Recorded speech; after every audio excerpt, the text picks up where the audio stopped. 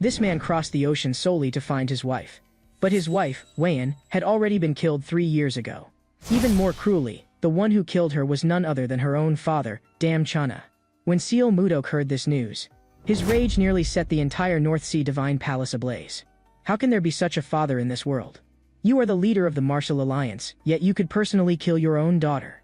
All members of the North Sea Divine Palace, hear my command, follow me into the Central Plains. For her sake, in a single burst of fury, the entire martial world of the Central Plains ran red with blood. Dam Chunha, once so arrogantly untouchable, had now exhausted all his inner power and knelt on the ground awaiting death. In the wind and snow, Seal Mudok walked toward him step by step. Why did you kill Wayan? She was your biological daughter. Tell me, why? Even at death's door, Dam Chunha remained unyielding. The daughter of the Alliance leader falling in love with someone as lowly as you, letting her live was the greatest mistake. A crazed smile twisted across his lips. So what if you conquer the world? You will never obtain the one person you want most. In the snowstorm, Seal Mudok said nothing, but his killing intent had reached its limit. The next second, Dam Chunha was pierced straight through by a pillar of light. Whether he regretted any of this before he died, no one knew. But he was right. What did it matter if Seal Mudok gained the world? Wayan was already gone, and all that remained was the love lotus she had cherished most in life. When the love lotus bloomed, Wayan's smile was dazzlingly bright. Because this flower would only blossom when two lovers truly loved each other. Tears of emotion welled in the corners of her eyes. I never doubted your heart, but when the love lotus refused to bloom, I still felt sad. But now, it's blooming so brilliantly. So this isn't just my feelings alone, you truly love me too. Seal Mudok held her tightly and carefully. Silly girl, who else could I possibly love but you? Seal Mudok gazed at Wayan gently. Seeing her so happy, he too silently thanked this flower. Originally, they had filled the entire garden with love lotuses, but after Wayan left, the flowers withered one by one as well. Just when Seal Mudok was sinking into solitude alone, he saw a scene that left him stunned. The love lotus had actually bloomed again. This second blooming was absolutely unusual, and Seal Mudok immediately summoned his subordinate, Shadowless. With a wave of his hand, he ordered, "Go at once and find someone who can explain what just happened. No matter the cost, bring them to me." Several days later, the North Sea Divine Palace summoned scholars from all regions. They were highly learned, yet all of them seemed faintly uneasy. At that moment, a voice came from the sky. "Everyone, come to my garden immediately." The crowd had no idea what was going on, so they could only follow the voice and rush over. But the moment they arrived at the garden, the sight before them left them utterly stunned. The garden was actually filled with the legendary love lotus in full bloom. An old man rushed forward, his voice trembling. A flower like this may not be seen even once in a lifetime, and yet here, they are all blooming. The character for love appeared on the flower stems. These were unquestionably the love lotuses of legend. Just then, Seal Mudok slowly emerged from behind them. "I am the owner of this garden. Do you like these flowers?" These people were all intimidated at the sight of Seal Mudok, the ruler of the Central Plains, so why was he here? Before they could react, Seal Mudok spoke directly. "My beloved and I made them bloom with our love. But after she died, the flowers withered as well. Yet a few days ago, they all came back to life." Upon hearing this, the scholars' expressions changed dramatically. Then they fell silent in thought. This is indeed abnormal. If it must be explained, there is only one possibility. Seal Mudok's voice was taut with urgency. "Speak, what possibility exactly?" The old man immediately explained. "This can only mean that the former owner has been reborn in a new body. That is to say, your beloved has already been reincarnated somewhere." Seal Mudok was slightly shaken. Really? If that were not the case, how could the love flowers bloom again? A trace of joy lit up in his eyes, as if he had finally seen a path to meeting Wayan again. Ever since Seal Mudok unified the Central Plains and fulfilled the long-cherished wish of the North Sea Divine Palace, all that remained for him was an even deeper emptiness. Time had not lessened his longing. For the girl who had once made him wait day and night, his love for her only grew deeper. And what he now needed most was a way to find her. The old man told him, "Legend says that when two lovers are in the same place, the love lotus you cultivated together will glow faintly." Seal Mudok recalled the past. The love lotus Wayan had brought really had been glowing, but he had never thought much of it, so that was where the secret lay. Since carrying a living flower was inconvenient, the old man suggested turning the love lotus into jewelry to be worn at all times. After hearing everything, Seal Mudok turned and left. "I'll leave the rest to you. I depart in 10 days. Before then, complete all preparations. You will also be rewarded. Each of you shall receive 100 taels of gold." As the sun set, Seal Mudok looked up at the horizon. "Wayan, where exactly are you? I will find you, no matter the cost." The scene shifted, and in a certain stretch of sea, a gigantic sailing ship was cutting swiftly through the waters. Inside the cabin, Seal Mudok wrote with a brush. This was already the third year of his search for Wayne. He had gone to nearly every place marked on the map, yet there was still no trace of her. And during this time, his cultivation had also broken through from the transformation realm to the profound mystery realm. He gripped the pendant at his neck and fell into thought. That year, a peace negotiation initiated by her father had sent Wayne into the abyss. In order to ease the relationship between him and Dame Chana, Wayne chose to risk herself. Because she believed that her own father would not harm her. And so Seal Mudok also made the greatest mistake of his life. Before going to the peace talks, Wayne gave Seal Mudok her mother's relic. She said that this necklace possessed a special power. If one day he could not find her, it would guide him back to her side. Wayne said with an innocent smile that this way, they would never be separated. Seal Mudok was filled with regret. He should have stopped her at all costs from the very beginning. Then, over the calm sea, enormous waves suddenly rose as a storm descended. Seal Mudok pushed open the cabin door and walked out. Dense rain and terrifying giant waves crashed toward the sailing ship. The storm was even fiercer than imagined.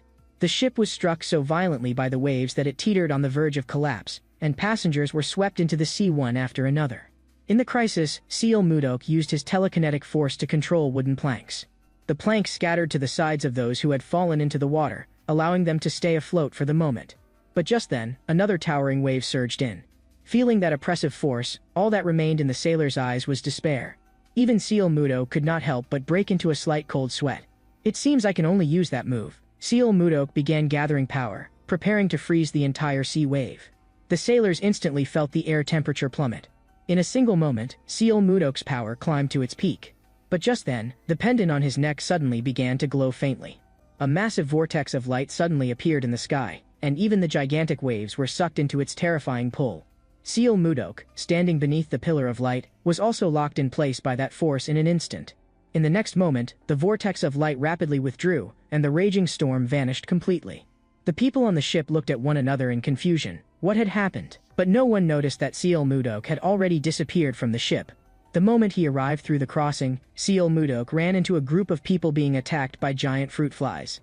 They were nothing more than oversized flies. He cut them down with a casual raise of his hand. Faced with this unfamiliar world, even Seal Mudok felt somewhat at a loss for the moment. Moreover, these people looked like foreigners, so this place had to be extremely far from the central plains. He raised his eyes and looked at the swarm of flies dancing wildly in the sky. And Seal Mudok slightly gathered his strength before striking out with a divine palm of ice. All the flies were instantly frozen into blocks of ice. The next second, the ice blocks all exploded at once, bursting in the air like fireworks. This scene left these foreigners completely dumbfounded on the spot. An old man stepped forward to greet Seal Mudok, but Seal Mudok could not understand a single word he said. As expected, a language barrier was troublesome. But the next second, the old man took out a ring. He put on the ring, then made a bizarre and oddly seductive motion. Immediately after that, he was somehow able to understand Seal Mudok's words and began communicating with him. Putting on the ring is one thing, but did you really have to do such a disgusting move? It turned out that this ring could translate languages, and the man before Seal Mudok was named Edmund, the president of the Royal Merchant Guild. He solemnly thanked Seal Mudok. "Thank you for saving our merchant guild, esteemed magic swordsman." Seal Mudok frowned. What was a magic swordsman? Edmund explained that in this world, a magic swordsman was someone who used both swordsmanship and magic. Seal Mudok was even more puzzled. What was magic?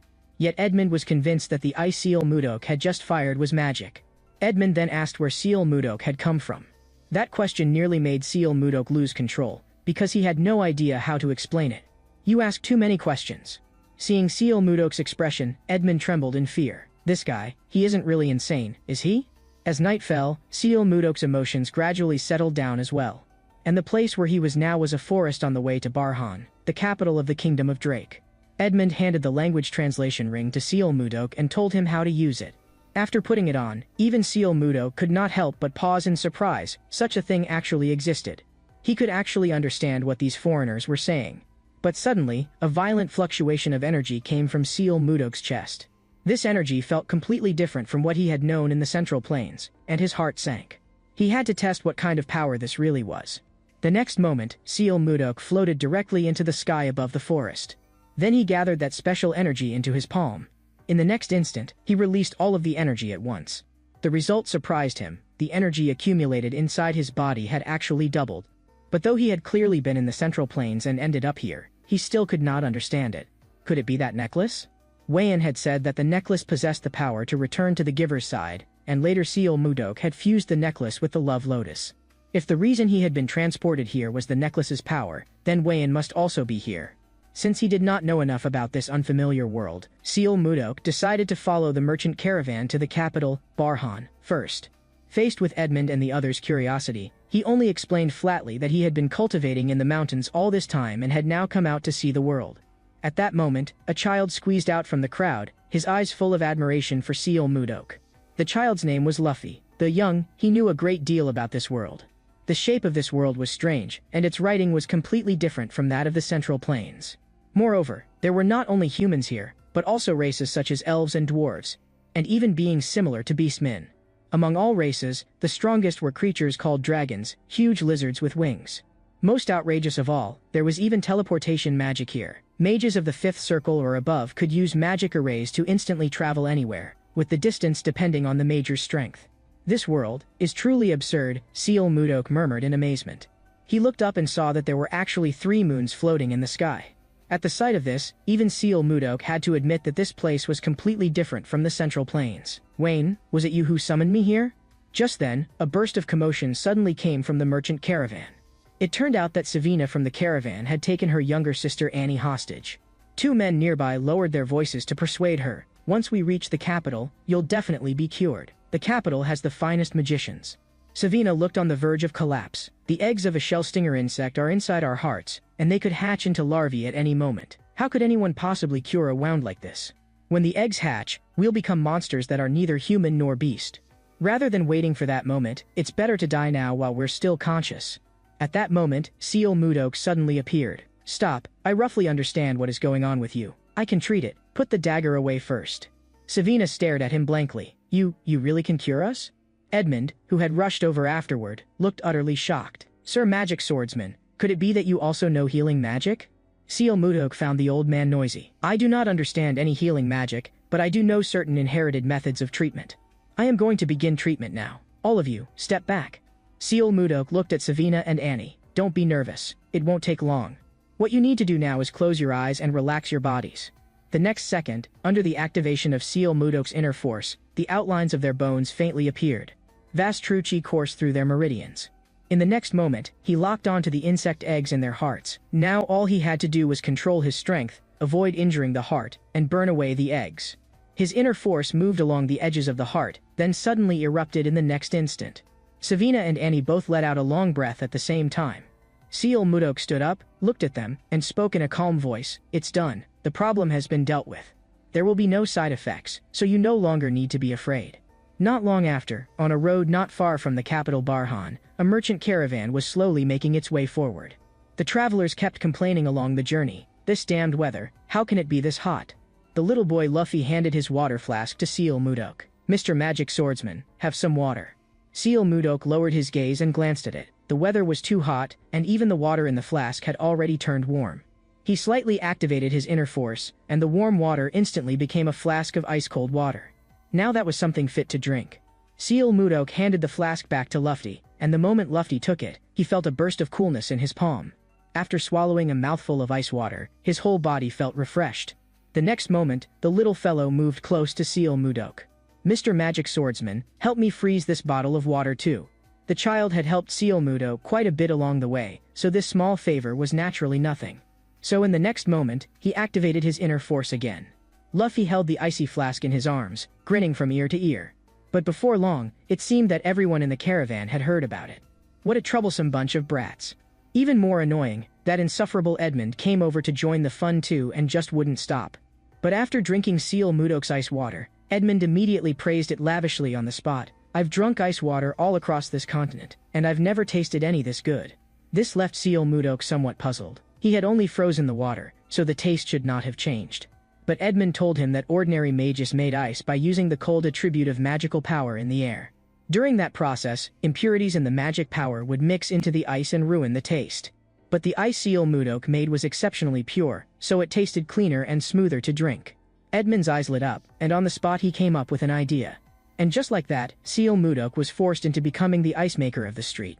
Meanwhile, Edmund transformed himself into a sales manager, and they split the profits 40-60, 4 for him, 6 for Seal Mudok. Even more absurdly, the business was actually better than expected.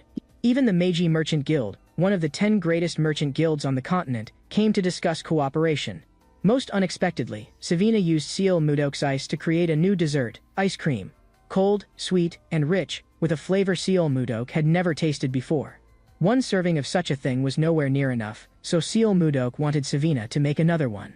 But just as he reached the doorway, he saw a glaringly unpleasant scene. Several noble youths were driving away the other customers and demanding that Savina serve only them. These people had long been used to acting arrogantly, drawing their swords to threaten others at the slightest provocation. One young man among them was especially striking. His eyes seemed to carry some kind of magic, a power that felt as though it could steal away a person's mind. Seeing this, Edmund hurried out to smooth things over. But the moment Edmund appeared, the youth only grew more excited. "This is an insult to the nobility. You will pay for it with your life." The youth's expression grew even more frenzied as he swung his long sword down at Edmund. Under that strike, Edmund was almost completely powerless to resist. But at that moment, an arm thrust in from the side and forcibly blocked the unstoppable blow. Seal Mudok lightly waved his hand and directly knocked the youth back. That scene enraged the youth completely. He poured his magic power into the longsword. Light and shadow flickered, and the youth's sword became so fast it reached the extreme.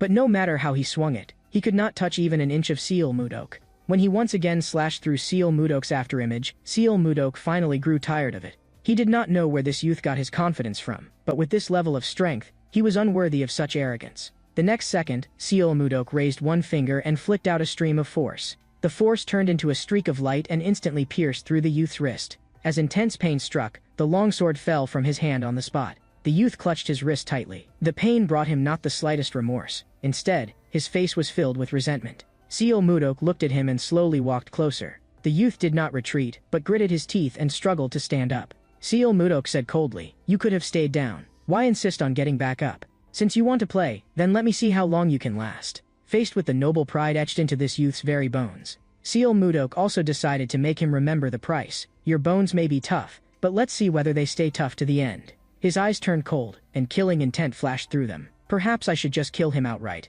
But perhaps Wayan's kindness was still restraining him, so in the end Seal Mudok gave them one chance. Still, these children had to be taught a lesson. "Then let me see. Are your bones harder, or is the stick in my hand harder?" As Seal Mudok advanced step by step, the youth's eyes finally shifted from defiance to fear. "Trash like you who think so highly of yourselves. Only a stick is the most direct medicine." As night fell, the youth's eyes finally seemed to clear a little as well. "I'm sorry. We were wrong. Please stop. We'll never dare do it again." Some minds can never be changed by words alone. Only pain can make them remember. Meanwhile, inside the castle of the Kingdom of Drake, a secret meeting was taking place. Count's expression was gloomy. "Our informants report that the Kingdom of Serbia has recovered the northern region of the Black Wasteland, and the Kingdom of Hazen is also trying to develop lands beyond the Sahara Desert." Duke Icarus was somewhat surprised. Beyond the desert, monsters ran rampant and humans could hardly gain a foothold. So what methods did the Kingdom of Hazen have? Count spoke in an even heavier tone. "We are not certain for the moment, but we suspect Anos has already been recruited by them."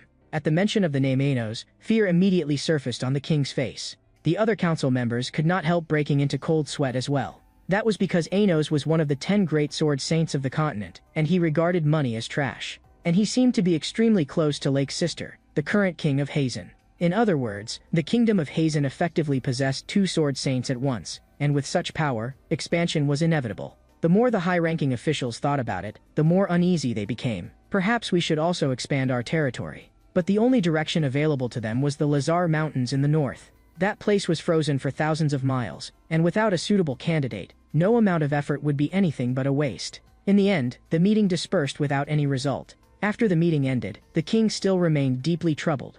Because Duke Icarus was extremely ambitious, and beginning 10 years ago, everyone who opposed him had been sent to the north. The king's heart grew heavy. He stood alone and isolated, and the only person he could trust now was Count. Late in the quiet of night, the king suddenly remembered the delicacy he had heard about during the day, ice cream. Count also said that for a king burdened with countless affairs of state, he would certainly fulfill even such a small request. Meanwhile, Savina came running over to find Seal Mudok with a group of excited children. The children said they wanted to learn magic from him. Seal Mudok could only tell them directly. He did not know magic. What he used was martial arts, called the Divine Palm of Ice. But the children immediately changed their tune. Then they did not want to learn magic. They wanted to learn his martial arts instead. What a troublesome bunch of brats. But looking at their sincere and innocent eyes, Seal Mudok's heart stirred. Perhaps they too have someone they wish to protect. But the most important thing for me is to find Wayne, and the martial arts of the North Sea Divine Palace are never passed on to outsiders. Seal Mudok suppressed his emotions. Come back here at this time tomorrow.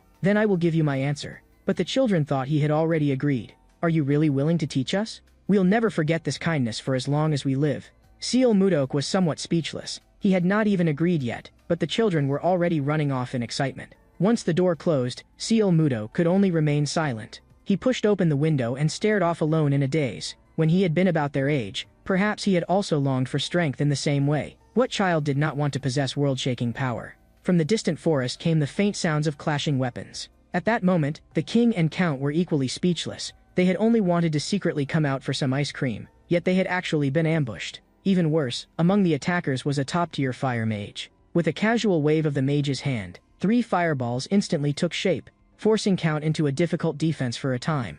The fireball smashed down before Count, erupting in blinding flames. The king watched in burning anxiety. When the firelight dispersed, Count's figure appeared once more. But his arm was obviously badly wounded, and blood flowed from it without stopping. Facing the assassins surging forward, Count immediately ordered the guards to form ranks and meet the attack. The assassins continued pressing in. Let's see who can take the king's head today. The king's guards were naturally no weaklings, and in the blink of an eye, Count struck down one assassin first. But before he could even catch his breath, 2 more assassins swung their swords at him from the same time. Count could only raise his sword swiftly to block. Just then, that mage cast another spell. Count's expression changed drastically, yet he had no way to spare himself. In the next instant, a beam of light descended from the sky, and that mage's body was pierced straight through. Immediately after, a figure stepped down from the air. Looks like I've caught you. This scene instantly put the leader of the assassins on edge. When had this person appeared? The next second, Seal Mudok had already flashed behind him and cleanly dealt with one of his subordinates.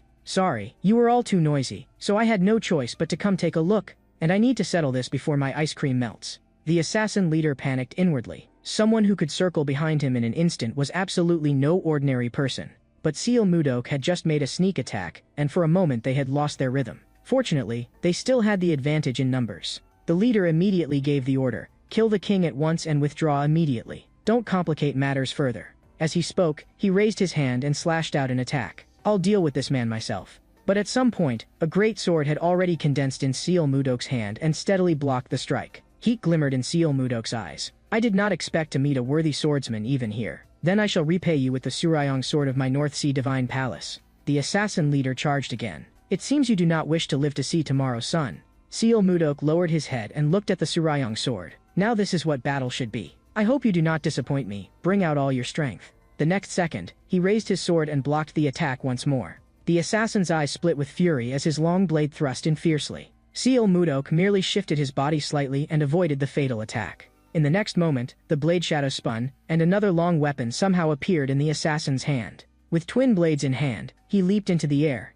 and both blades slashed downward with cold flashes of light. Seal Mudok merely raised his sword and flicked upward, forcing back his assault. Immediately after, Seal Mudok turned his wrist and followed with another sword strike in reverse. Sword shadows crossed, and when Seal Mudok swung his third strike, the man's life was severed completely. At some point, a light rain had begun to fall from the sky, and this scene left the king and Count too stunned to speak. The masked assassin's expressions could not be seen, but one of them muttered in a trembling voice, could he be the legendary sword saint? Yet at that moment Seal Mudok's face darkened. It's all your fault. My ice cream must have melted in the rain.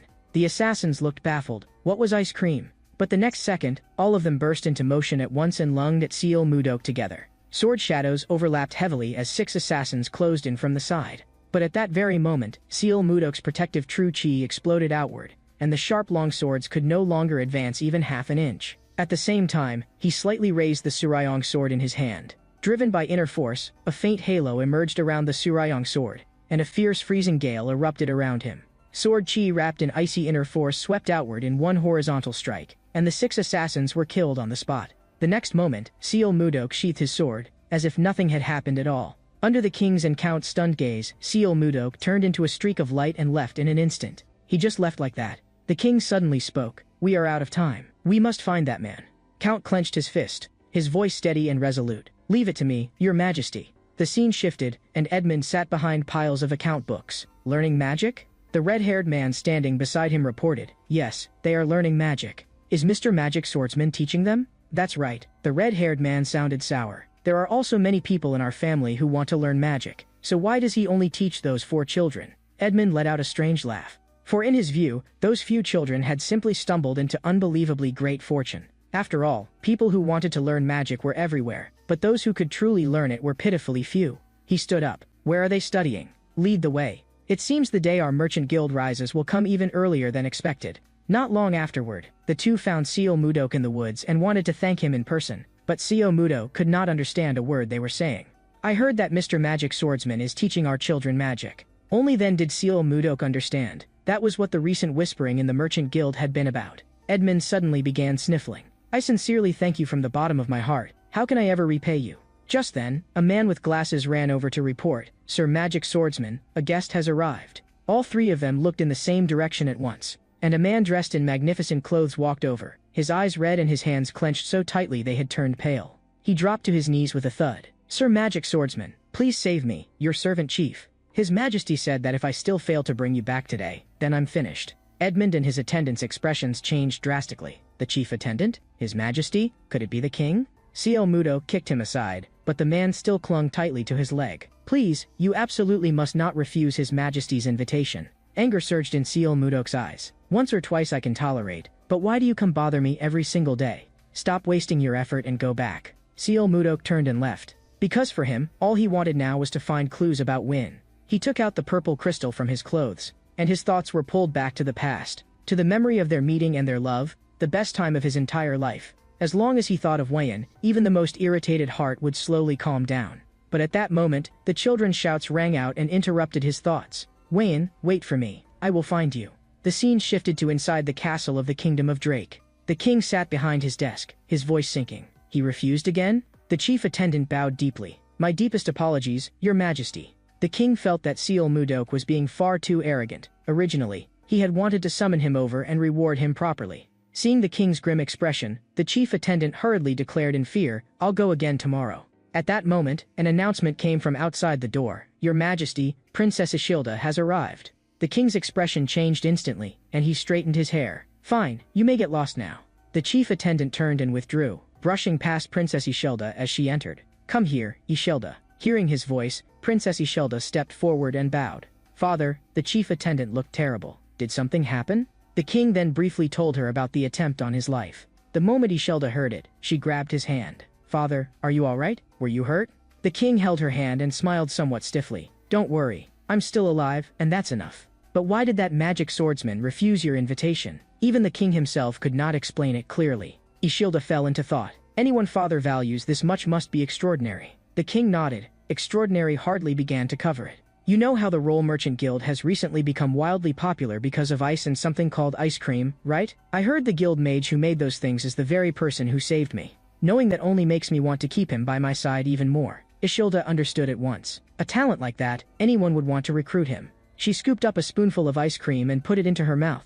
And in a very next second, she was completely struck by the taste. The person who made something this delicious is the one father is searching for. Just what kind of man is he? Her gaze shifted toward the window, and fell on 2 children eating ice cream. Her eyes darkened slightly, and a thought formed in her mind. Should I take this chance to go meet him myself? The scene shifted again. Seal Mudok looked at the children as pale blue energy swirled around their bodies. After only half a month of teaching, they could already release true chi outward. That's not strange. After all, the energy here is far denser than in the Central Plains. He clapped his hands. That's enough for today. It seems you can already control true chi skillfully. No, rather, you can already control magic power properly. Next, we enter the next stage. At that moment, a familiar and irritating voice came from behind him.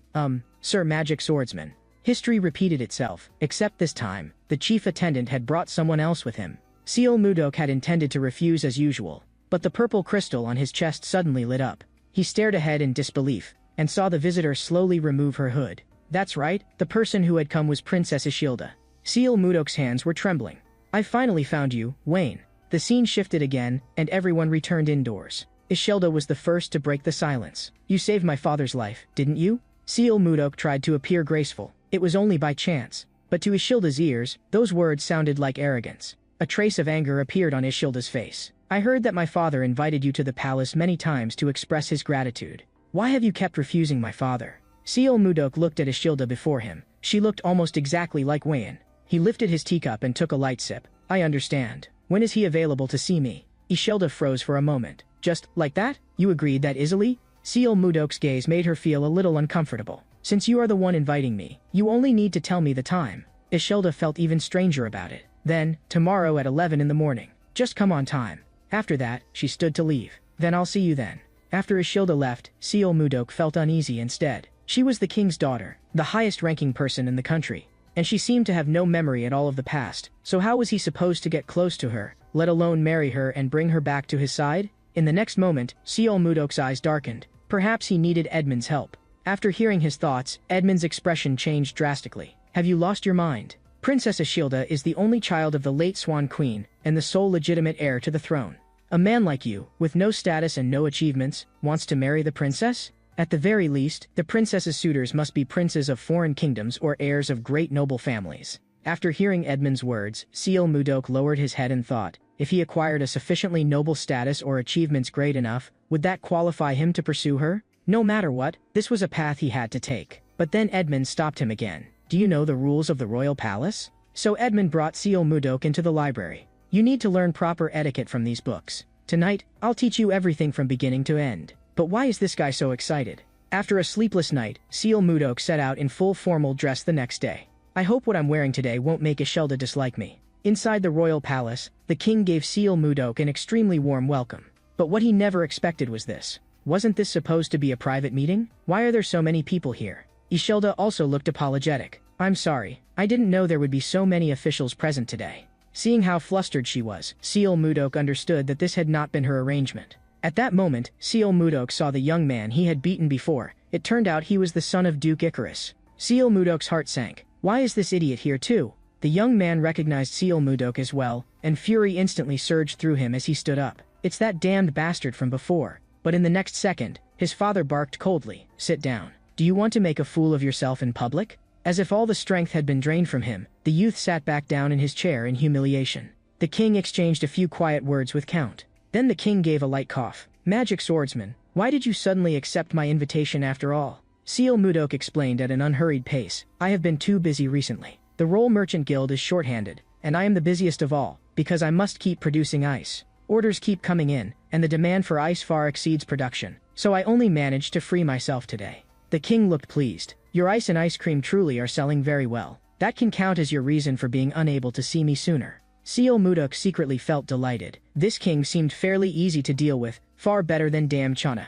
The king continued, thank you for saving me last time. I will grant you a title of nobility. The first time I saw you, I already thought of a title suited to you, and now, I will confer it personally. Sir Magic Swordsman, step forward. Seal Mudok stepped forward and knelt on one knee to receive the investiture. The king drew his sword. I, Malova, king of the kingdom of Drake, hereby declare. Today I grant this brave man, who saved both me and my subjects, the title of Baron, and bestow upon him the name, Blizzard. This name shall be passed down for generations to come, for as long as the kingdom of Drake endures. Rise, Baron Blizzard.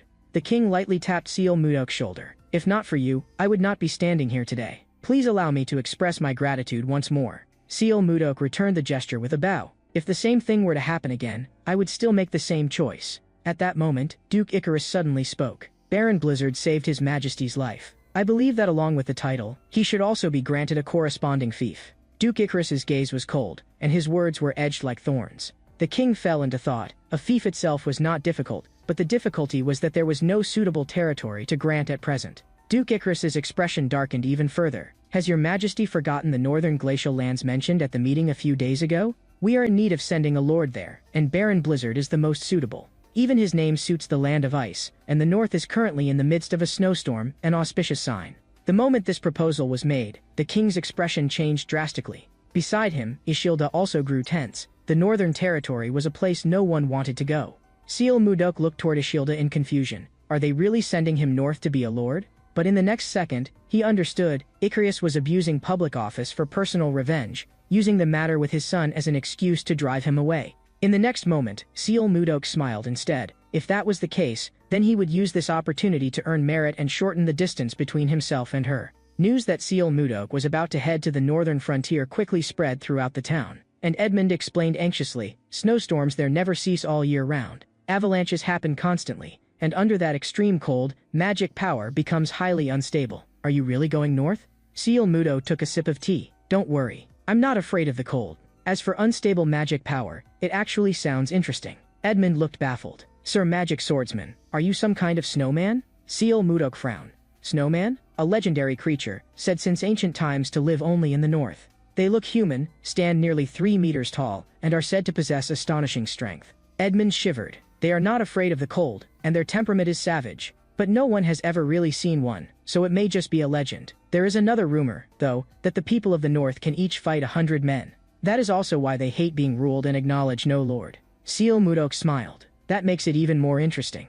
If I can gain the recognition of the northerners, my prestige will rise with it. He pushed open the door, only to find the children all standing outside with red-rimmed eyes. Why are all of you here? A voice rang out from the woods. No, for you, who have only just begun learning martial arts, the north is far too dangerous. Master, we still have so much left to learn. If you leave, who are we supposed to learn magic power from? Several children clung to Seal Mudok, their voices full of pleading. Seal Mudok let out a sigh, then suddenly noticed that Ishilda was standing in the back. Ishilda was clutching the corner of her clothes, clearly uneasy, and seeing that her expression was poor, Seal Mudok asked what was wrong. Her gaze swept over the children. I want to send the children away first, then talk. Seal Mudok did not hesitate and immediately drove the children off.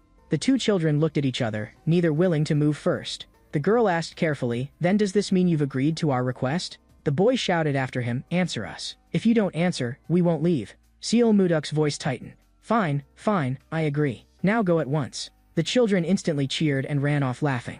Ishilda watched the retreating figures. Your disciples are very lively. Seal Mudok shook his head. That's not liveliness. That's rebellion. He turned and revealed a faint smile. Do you feel better now? Ishilda lowered her eyes. A little better. And, I'm very sorry. It was because I asked Father to grant you a title that you ended up being sent to the northern frontier. That apology was far too familiar, and another face overlapped with hers in Seal Mudok's mind. Wayne had once apologized in just the same way. Seal Mudok pulled his thoughts back to the present. If I had not accepted the title, I would not be going north. Ishilda trembled slightly. So, it's my fault. Seal Mudok gave a light cough, too adorable for words. An apology won't change anything. In any case, I have to go eventually. Ishilda looked even guiltier. Is there anything I can do to put your mind at ease? Seal Mudok turned his face aside. I heard that before setting out, receiving some kind of lucky token, or charm, is enough. Ishilda looked completely puzzled. A lucky token? What is that? Seal Mudok leaned closer to her. I've heard that it's a kiss filled with sincere concern. Ishilda's pupils widened. A kiss? Ishilda suddenly stepped back. Wait. Seal Mudok looked at her reaction. It seems I shouldn't have said that. He turned around. I need to go prepare for my departure. Your Highness may pretend I said nothing. Ishilda was momentarily at a loss. You say whatever you want, and then just leave. As she looked at the man's figure gradually receding into the distance, an inexplicable sense of familiarity suddenly welled up in her heart. Please wait. In the next moment, her eyes darkened, as if she had finally made up her mind. A farewell kiss before departure, so close they could hear each other breathe. Love hid between lips and teeth, pressing even parting into sweetness. And Seal Mudok froze on the spot, like a fool who had never been in love before. Watching Ishilda flee in embarrassment, Seal Mudok made a vow in his heart as well. He would definitely return in triumph. The scene shifted again, and a blizzard swept through a northern town. Inside a tavern, someone lowered his voice and said, a new lord is coming. I heard he saved the king, so he was granted land and title. I heard he defeated 100 men by himself in an instant. A burly man with a fleshy face laughed loudly. I heard he's also a sixth circle mage, and his swordsmanship is deep enough to rival a sword master. Another person sneered. If he's really that powerful, why would he come to a place like this? Someone in the corner said coldly, isn't it obvious? He must have offended Duke Icarus and been thrown here. At the end of the day, these were all just rumors. Wouldn't it all end the same way? A little intimidation, and he'd tuck in his tail and run away. Meanwhile, in the snowfields of the northern domain, a man and a woman gripped their weapons, their faces tense. They were being hunted by a furious wyvern. Both of them felt chilled with regret. They had only wanted to steal a few eggs, and now they were about to lose their lives over it. In the chaos, the girl tripped over a rock and fell into the snow, seemingly injured. But when she saw the man running ahead of her, her pupils suddenly contracted. The wyvern opened its huge mouth full of sharp teeth and had already closed in behind the man. The man's face was filled with despair as he could only run forward with all his might. This time, I'm really dead. At the very instant of despair, a man in white suddenly appeared and raised his hand to unleash a slash of sword chi. Wrapped in a freezing gale, the sword chi cut straight through the wyvern's body. The wyvern's corpse crashed heavily to the ground right in front of the girl. In the wind and snow, Seal Mudo quietly appeared. You too, are you alright? The girl forced herself to answer, I'm alright, thank you for saving us. Seal Mudok's expression remained calm. No need to thank me. I merely did what a lord should do. After speaking, he turned and left. Since you're fine, we'll meet again next time. Before they could reply, Seal Mudok had already turned into a streak of white light and vanished into the wind and snow. The girl cried out in shock. So fast, he disappeared in the blink of an eye. But soon, they discovered something even more frustrating. The wyvern eggs were all gone. Not long after, inside the palace of the Northern Territory, Seal Mudok sat in the main hall with a gloomy expression. Today is my inauguration ceremony, yet the entire hall is completely empty. Didn't they receive the notice? The attendant below looked uneasy. My apologies, my lord. I will send messengers again to notify every village. Seal Mudok raised a hand to stop him. No need. Since they won't come, don't notify them again. This was clearly a show of defiance from the Caloran people directed at Seal Mudok. And he finally understood why one former lord after another had been driven away. A smile lifted at the corner of Seal Mudok's mouth. He had a way. Several days later, inside a house, a few bruised and battered men were gathered around their leader, complaining. That lord is absurdly fast, and the moment he touches me, I can't move at all. The worst part is how viciously he hits. It's impossible to describe. At that moment, a man rushed in hurriedly. The lord is here. He's in the village square. Marcus turned back with a cold smile. So he's here already? Fine, I'll go meet him. He pushed open the door. The greatest warrior of Caloran also wanted to see what kind of person this new lord really was. The square was crowded with people coming and going, while Seal Mudok stood among them with an indifferent expression. A girl took the initiative to greet Seal Mudok. She was the very girl he had saved last time. Marcus noticed the girl as well. It turned out he was her father. The girl looked at Marcus. I went to steal frost wyvern eggs and got chased by the wyvern. It was the lord who saved me. Marcus was put in an awkward position on the spot. The lord had saved his daughter Rhea, and just moments ago he had intended to teach the man a lesson. But he quickly began weighing the matter again. The wyvern Seal Mudok had killed was definitely no ordinary one, and even a Caloran warrior could not kill it so easily. The situation suddenly became tricky. As Caloran's strongest warrior, he found himself forced to take this man seriously.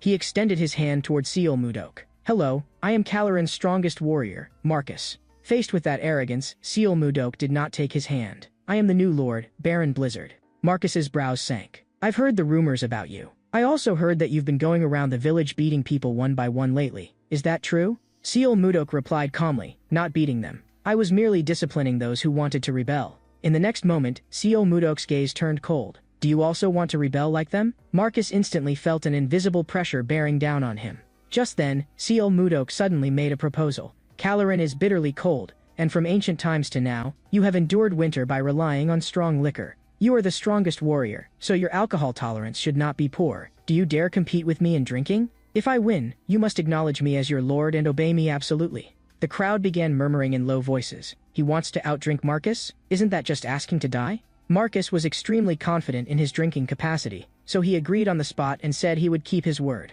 Before the drinking table, Marcus took off his coat, revealing his powerful muscles. My lord, if you want to back out now, there's still time. Seal Mudok looked at him coldly. Once I speak, I do not take it back. Begin. After several rounds of drinks, Marcus was already looking at Seal Mudok with unfocused eyes. The villagers beside them grew anxious. Marcus, are you alright? You look drunk. Rhea also stepped forward to persuade him. Stop drinking, really, stop drinking. But Marcus still forced himself on. I can still drink. More. Under the shocked gazes of his daughter and the villagers, Marcus finally collapsed headfirst, drunk beyond awareness. The two unlucky subordinates beside him were dumbfounded. Caloran's strongest warrior had actually lost. Seeing Marcus fall, Seal Mudok slowly rose to his feet. All of you present, gather at my castle on time 5 days from now. I expect you to keep your word. 5 days later, Seal Mudok sat in the Great Hall, looking at the Caloran people below. It seems you people are fairly trustworthy after all. Marcus stood at the very front of the group, staring coldly at Seal Mudok.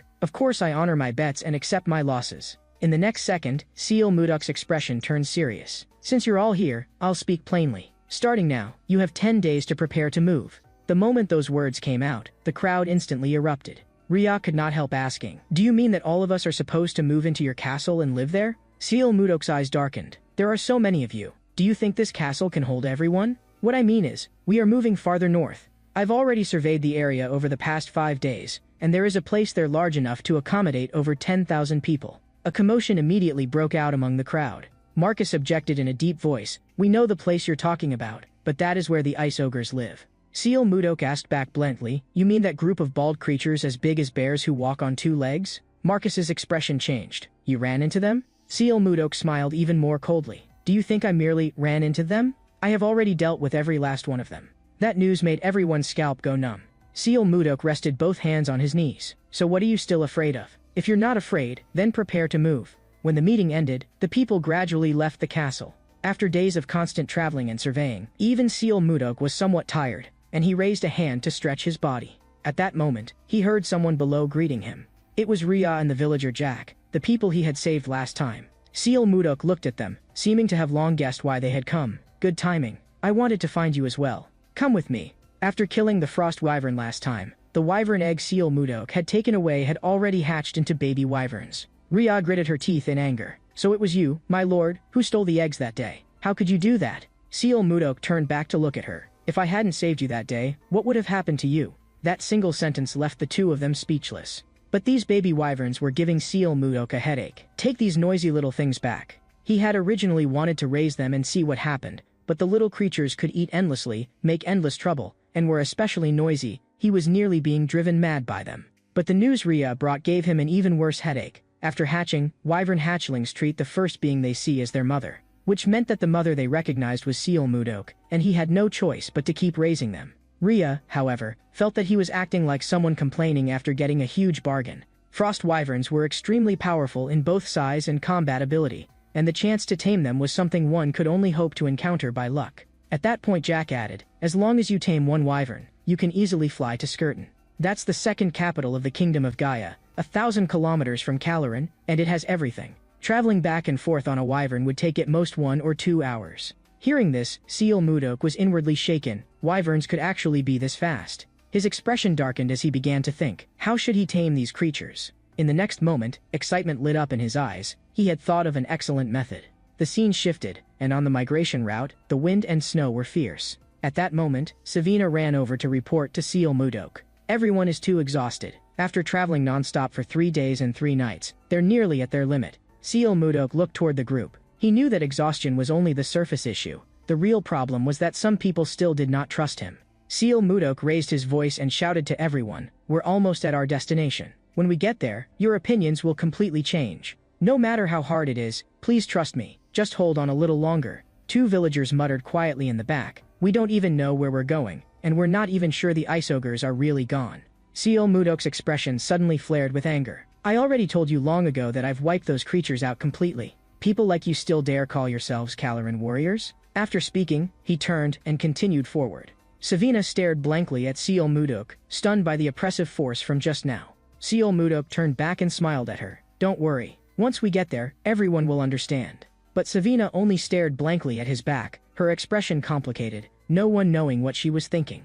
After a long and difficult journey, they finally reached their destination. Looking at the enormous cave before them, the people could not contain their excitement. The Caloran people were especially thrilled. The cave was as warm as spring inside, and even the spring water was warm. Seal Mudok looked at everyone. From today onward, this will be your residence. Since you're going to live here, it should have a name. Seal Mudok closed his eyes for a moment. The place where he had once lived was called the North Sea Divine Palace, so he chose a similar name. In the next moment, he raised his hand and declared, from this moment on, this place shall be called White Ice Castle. The people all wore different expressions, but in the end, none of them objected. Meanwhile, deep within the cave, a flash of magical light shot out and struck Seal Mudok's baby wyverns, and the little creatures collapsed on the spot. From the darkness, a figure muttered in a low voice, strange, why would there be wyverns here? But in the next second, a voice sounded behind him. I find it strange too. Why is there a mage here? Seal Mudok appeared silently behind him, and flicked a strand of piercingly cold true chi from his fingertips. The mage had no time to react before the true chi struck him, freezing his whole body so that he could not move. Seal Mudok dropped down from above and pinned him to the ground with one foot. He lowered his head and stared coldly at the man. Give me a reason, otherwise, I will not hold back. Unexpectedly, this man turned out to be Count Jerome, the former Lord of the North. Even more absurdly, after revealing his identity, he still wanted to place himself on equal footing with Seal Mudok. Seal Mudok merely circulated a trace of inner force in his palm, and the oppressive pressure alone turned Jerome's face deathly pale. You failed even to fulfill a lord's basic duty, and you think you deserve to stand as my equal? If you still refuse to be honest, I have no objection to killing you right now. Now heal every baby wyvern you injured, then come see me. I have many things for you to do. Jerome looked bewildered. You have many things for me to do. What does that mean? Seal Mudok smiled faintly. You are the former lord, and you know magic. If you stay by my side, you are useful. After saying that, he turned and left, giving the man no chance to argue. After Seal Mudok left, Jerome slumped to the ground. Damn it, I've offended someone I can't afford to offend. And just like that, the former lord became Seal Mudok's personal secretary. Seal Mudok had him write a letter to the king requesting tax exemption. The north was bitterly cold, and surviving here at all was difficult. Jerome shook his head. The other nobles will certainly object. They'll say it's unfair. Once the king agrees, they'll use it as an excuse to threaten to stop paying taxes as well. No matter how highly his majesty thinks of you, he will definitely refuse. Hearing this, Seal Mudok understood even more clearly that the problem truly lay with the nobles. Especially Duke Icarus, the one who had sent him here. Even the king seemed like his puppet on strings. Since that was the case, this matter could only be put aside for now, and Jerome finally breathed a sigh of relief. Seal Mudok instead pushed forward with another plan and quietly told it to Jerome. Jerome froze after hearing it. Will this really work? Seal Mudok's expression turned serious. Given the current situation, this is the only thing we can try first. Follow my plan and start preparing immediately. Inside the Great Hall, the Caloran people received orders to assemble. They were completely confused. Why had the Lord suddenly summoned everyone? From the high platform, Seal Mudok called out loudly, "Is everyone here?" Marcus and his daughter stood at the very front, both looking wary. Ruya could not help asking, "We came fully armed as you ordered. But what exactly did you gather us here to do?" A bright light shone in Seal Mudok's eyes. To hunt frost wyverns. The objective, wyvern eggs. The crowd immediately began murmuring, "Those monsters are too strong. Even stealing their eggs is harder than reaching the heavens." Seal Mudok directly announced the arrangement. For safety, 30 men to a team, with egg theft as the primary objective. Jerome will hand out the roster. Those who succeed will be rewarded. The team that brings back the most wyvern eggs will receive 100 gold coins. The moment such a heavy reward was announced, the people below instantly had their blood stirred. Even Marcus's eyes lit up, and he said he was very interested. Then it settled. The Caloran people made ready to depart, while Seal Mudok called Jerome aside and instructed him. For the next 10 days, Jerome had to keep watch over every team and identify those with real talent. Seal Mudok intended to gather them together and use them elsewhere. Jerome immediately understood. My lord intends to form an elite force, something like a knight order? Seal Mudok was slightly surprised. This man's mind really did move fast. Jerome had also carried out the task he had just been given cleanly and efficiently, so keeping him at his side had indeed been the right choice. It was perfectly reasonable for a lord to possess his own knight order, especially since Duke Icarus's Lion Knights were the strongest and could even rival the Royal Knights. It won't be long before I forge the strongest knight order of my own. I finally found Wayne's reincarnation. This time, I cannot lose her again. Then Seal Mudok declared in the Great Hall, "From this moment on, everyone, move out." The scene shifted. In the frozen land, the Caloran people were frantically pursuing a frost wyvern. Marcus truly lived up to his title as Caloran's strongest warrior. Relying on physical strength alone, he could clash head-on with a frost wyvern. Marcus roared, "Now! Second row, cast the net." A giant net crashed down from the sky. In an instant, the frost wyvern was tightly trapped under it. Seal Mudok and Jerome stood on the mountaintop looking down. The days of hunting had caused these people to coordinate more and more like an army. Jerome still found it unbelievable. Seal Mudok actually intended to steal wyvern eggs and raise them from childhood. Once they were successfully tamed, the frost wyverns could be used to transport hunting spoils to distant cities, bringing in terrifyingly high profits. Even more frightening was the fact that he had twisted the unruly Caloran warriors into a single united force. Every time Jerome thought of that, he could not help feeling chilled. Jerome said, "Aside from Marcus, there's another young man who is also very strong. Almost every final killing blow during the hunts depends on him to finish the wyvern." This surprised Seal Mudok somewhat as well. Who exactly had been the one to split open the wyvern with that sword strike just now? Jerome immediately pulled out the records to check. The man was called Gale Shuyat, a commoner hero who robbed the rich to help the poor. He had once been framed and thrown into prison. After escaping, he wandered from place to place until finally ending up here. Seal Mudok was a little surprised, so he was not a Caloran tribesman after all. But he got along well with the tribespeople and looked like someone who could be put to use. Seal Mudok ordered, "Aside from this kid, Jerome, investigate whether there are any other people who fled here as well, and organize it all into a detailed report for me." Jerome's brow twitched. The workload had just been doubled by force again. Inside the Great Hall, Seal Mudok wore the rare expression of clear pleasure. "Thanks to all of you hunting with all your strength, we have already collected enough wyvern eggs. Now, I will hand out your rewards." The moment they heard the word rewards, the Caloran people burst into cheers. But then Marcus raised a hand to signal everyone to be quiet. It was true that they had brought the eggs back, but what they wanted even more to know was, what was all this for? Seal Mudok's eyes gleamed. He knew they were all waiting for an answer. He said it plainly, when frost wyverns hatch, they treat the first person they see as their mother. Seal Mudok intended to tame them personally and use them as transport. These wyverns would carry goods on their backs and deliver spoils to all corners of the world. There were many kinds of spoils, but leather was the most valuable. And the most important commodity of all was ice ogre leather. The Caloran people changed color on the spot. Ice ogres? Are you asking us to go die? Seal Mudok looked at everyone. Some time ago, weren't the ice ogres entrenched here just wiped out by me? Then his tone lowered, and killing intent seeped through. Do you think I would stand by and watch you get used as feed? That sentence hit them hard, and the expressions of the crowd wavered. Indeed, before, without a lord, they had only been able to rely on their own lives to endure. Now things were different. In the next moment, the crowd erupted with a fervent response. We swear to follow you to the death. Just as Seal Mudok was about to continue handing out rewards, hurried footsteps sounded from the doorway. The person who came was Leo, Seal Mudok's disciple, and Seal Mudok frowned. We're in the middle of discussing important matters. Why are you panicking?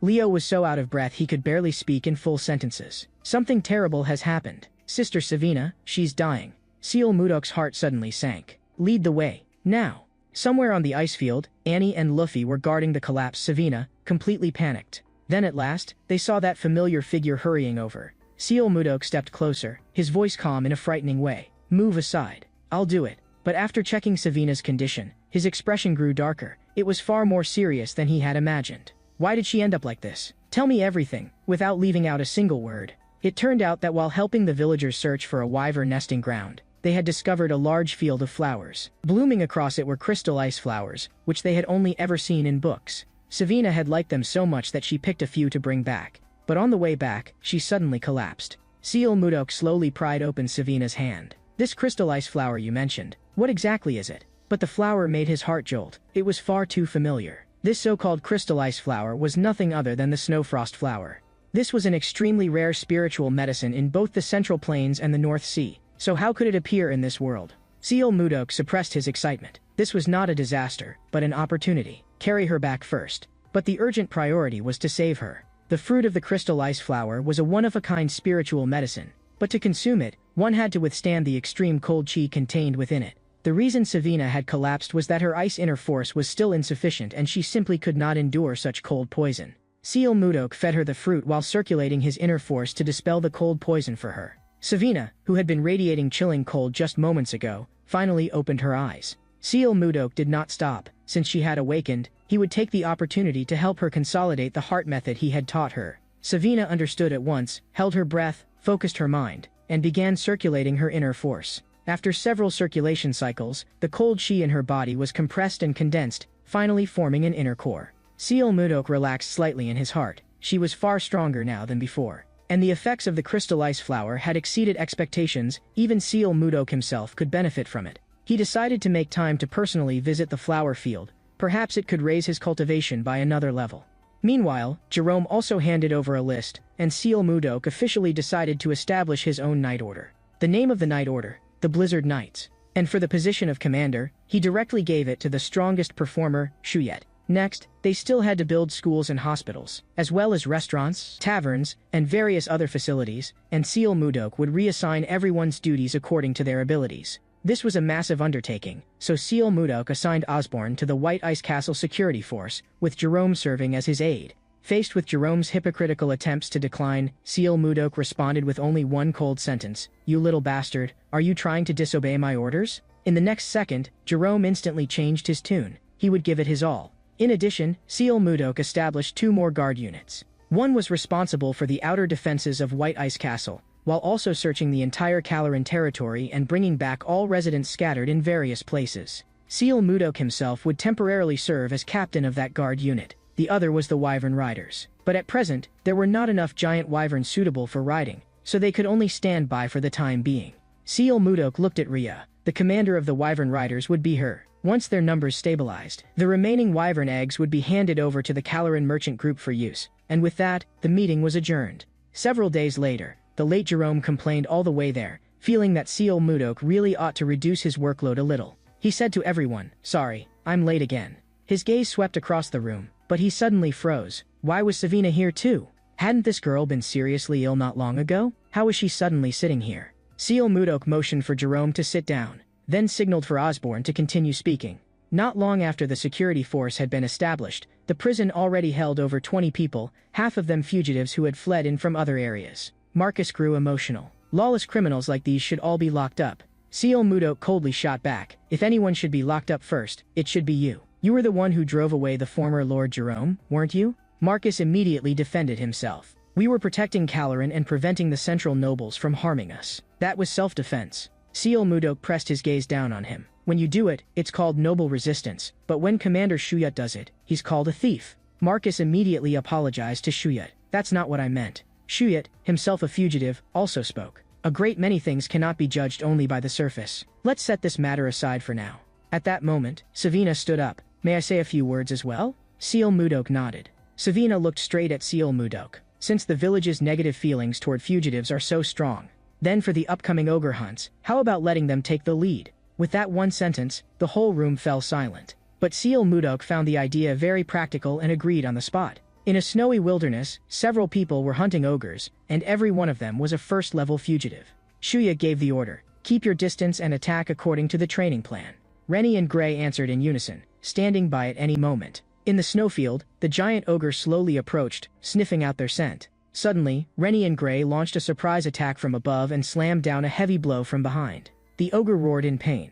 In the next second, it suddenly spun around and swept its club sideways. Rennie had not expected the counterattack to come so quickly and froze on the spot. At that moment, Shuyut rushed in within an instant. Rennie, fall back. Rennie jerked backward and barely avoided the strike. Shuyut pressed in at close range, his twin blades slashing repeatedly and instantly tearing open the ogre's flesh. Blood sprayed everywhere. In the next second, the three of them attacked together. Several streaks of light passed through the ogre's body, and the beast crashed heavily to the ground. The battle ended without disaster, and everyone finally let out a breath of relief. A life-and-death fight is the easiest way to forge camaraderie, and Rennie and Gray agreed to go have a drink that night. But they did not know that a pair of eyes in the distance was fixed on them. Elsewhere on the ice field, another squad was also hunting. Suddenly, a rustling sound came from the woods ahead. The group tensed instantly and decided to fire a few arrows first to test the situation. In the next second, they drew their bows and loosed several arrows toward the source of the sound. But the arrows vanished into the forest with no response at all. The group relaxed and prepared to go forward to retrieve the arrows. But just then, a huge figure slowly emerged from behind the trees. Elsewhere, the recent hunts had left Seal Mudok quite satisfied. The local residents were no longer afraid of the ice ogres. After several operations, everyone was full of drive. Following the prearranged plan, even giant ogres could be taken down steadily. But suddenly, someone came to report that an unknown creature other than the ogres had appeared and had already caused many serious injuries. It was a huge snowman like being covered all over in white fur. Seal Mudok's heart sank. Ogres were only brute force, but this kind of snowman possessed high intelligence. In the next moment, Seal Mudok ordered, Jerome, stop the hunt immediately. Everyone looked at Seal Mudok. Are you going to deal with it personally? Seal Mudok's expression turned hard. Yes, I'll go ahead first. Once you've gathered everyone, follow behind. Across the ice field, Seal Mudok moved at tremendous speed. At the same time, he activated the Eye of Insight. Within the reach of that inner sight, nothing could remain hidden. Very soon, he locked onto the snowman's trail. In an instant, Seal Mudok drew the Surayang sword. As the sword left its sheath, a freezing gale rose with it and slashed toward the snowman. The snowman seemed to sense the killing intent within that sword, and fear appeared on its face for the first time. The sword shadow swept past, and the sword chi pierced through its body. But Seal Mudok frowned. The fatal strike had actually been avoided. When he turned to look, he saw that it had only suffered a slight wound on its arm. This monster that had run rampant through the north had smelled death on Seal Mudok.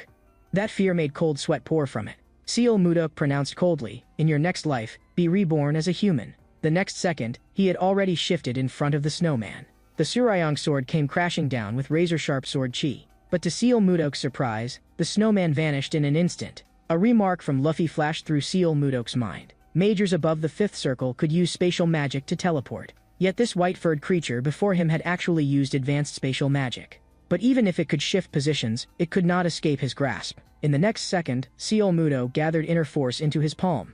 A strand of icy true chi shot explosively toward the direction of the escaping snowman's aura.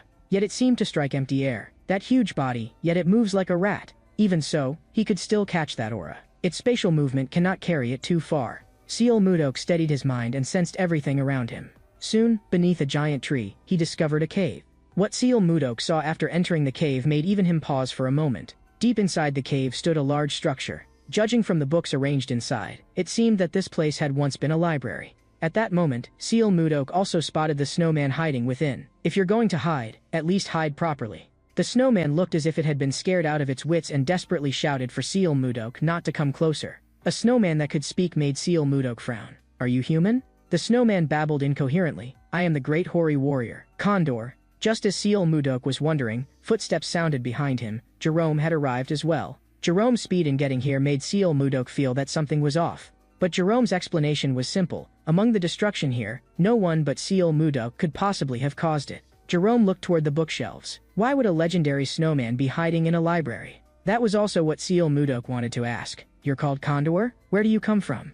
But Condor acted as if he had not heard, his gaze drifting blankly. In the next second, Seal Mudok pressed down with his inner force, his killing intent drawing near. Speak, do not waste my patience. Tears welled in Condor's eyes, as if he had suffered some immense grievance. The next moment, he suddenly burst out. I come from Grak. Seal Mudok frowned. Grak, is that your village? Are there many more snowmen there? Condor said nothing and only nodded heavily. Seal Mudok continued questioning. Set that aside for now. Why did you attack my villagers? Your answer will determine whether you live. Condor pounded his chest anxiously. I didn't kill anyone. A great hoary warrior does not kill people casually. At that moment, Jerome also confirmed that Condor was telling the truth. Most of the reports were of severe injuries, with no deaths. Seal Mudok fell silent for a moment. Indeed, he had not heard of anyone dying before. Condor sat down against the wall. Humans invaded the Holy Land and attacked first, so I drove them away. Only then did Seal Mudok realize that during the hunts, they had very likely stepped into the snowman's territory.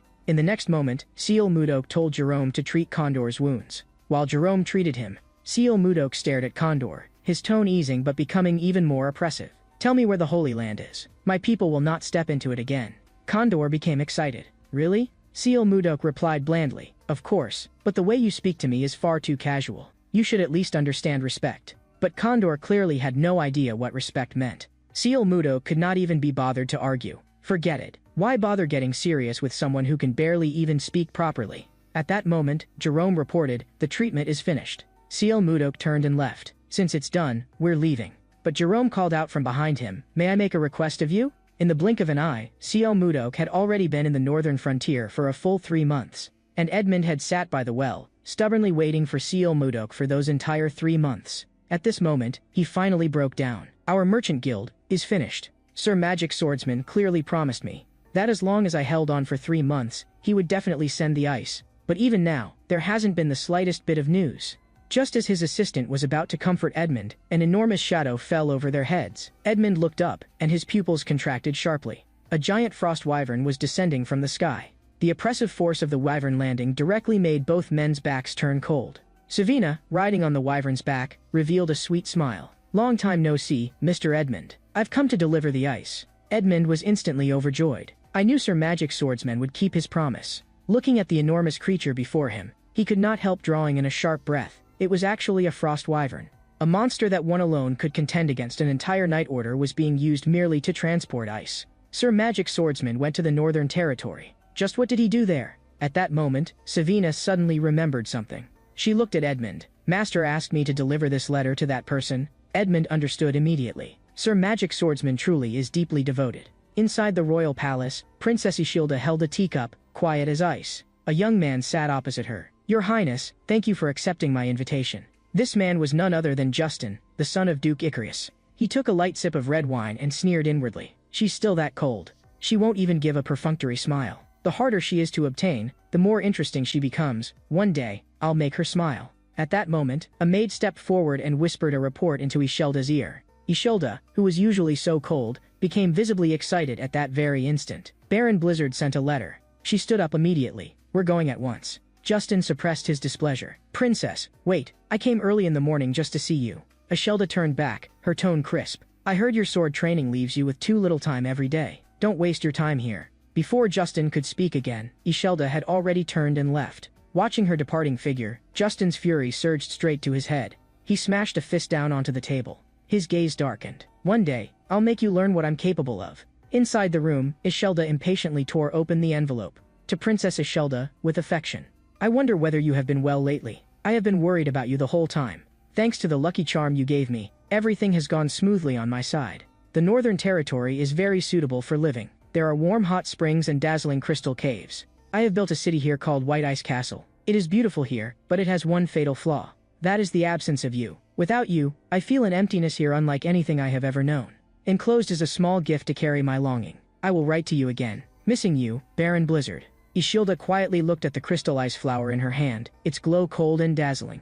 She gently pressed the flower to her chest. Ishilda felt irritated. What is happening to me? Why have I been thinking about him this whole time? She stared at the radiant crystal ice flower in her palm. In the next second, she slammed her hand heavily onto the table. Ishilda's gaze turned resolute. I have to see him with my own eyes. Meanwhile, inside a cave in the Northern Territory, Seal Mudok was frantically refining crystal ice flowers. But in the next second, the flower in his hand suddenly shattered. Seal Mudok's brow furrowed slightly. Destruction was something he excelled at, but this kind of fine control was still not his strength. A hurried figure rushed in. Jerome's expression was tense. Please go to the office at once. I've made a major discovery. It turned out that the library they had found last time was actually a ruin left behind by ancient magicians. But Seal Mudok's expression returned to calm. So what if they left it behind? Jerome was choked by his indifference. This is the cultural heritage of ancient humanity, the foundation for restoring lost magic, and an opportunity to break through the fifth circle. Seal Mudok suddenly sensed a subtle aura. He looked at Jerome. There is an unusual aura around your waist. Jerome instantly felt a headache coming on. There's nothing important there. That thing has no value, so I didn't report it. With a pull from his palm, Seal Mudok directly snatched away the bundle at Jerome's waist from a distance. The more anxious Jerome became, the more Seal Mudok insisted on looking.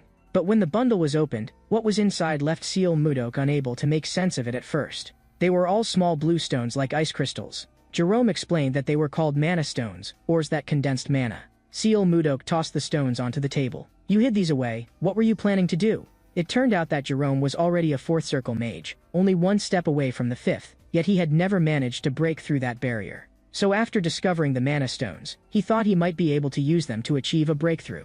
Seal Mudok looked at him quietly. Breaking through was indeed difficult, and he understood that kind of restlessness. But in the next moment, his tone turned even colder. Precisely because of that, I will not allow you to take this path. Jerome grew anxious. If I become stronger, it will help Calorin as well. Please allow me to use these stones. Seal Mudok rejected it outright. Impossible. If he relied on external objects to force his way upward, what would he use to overcome the next bottleneck? What truly mattered had never been the stones. Realm breakthroughs depended on comprehension and effort. Time would prove one's growth, and there were no shortcuts. Jerome fell silent. His lord was right. He too had walked step by step to reach the fourth circle. Seal Mudok placed a hand on Jerome's shoulder. Do not rush. Climb upward one step at a time, and one day you will understand. Jerome's heart shook. He did not even know when he had forgotten his grandfather's teachings. But then Jerome explained the mana stone's true use, and Seal Mudok's expression changed instantly. These things could actually be used for communication.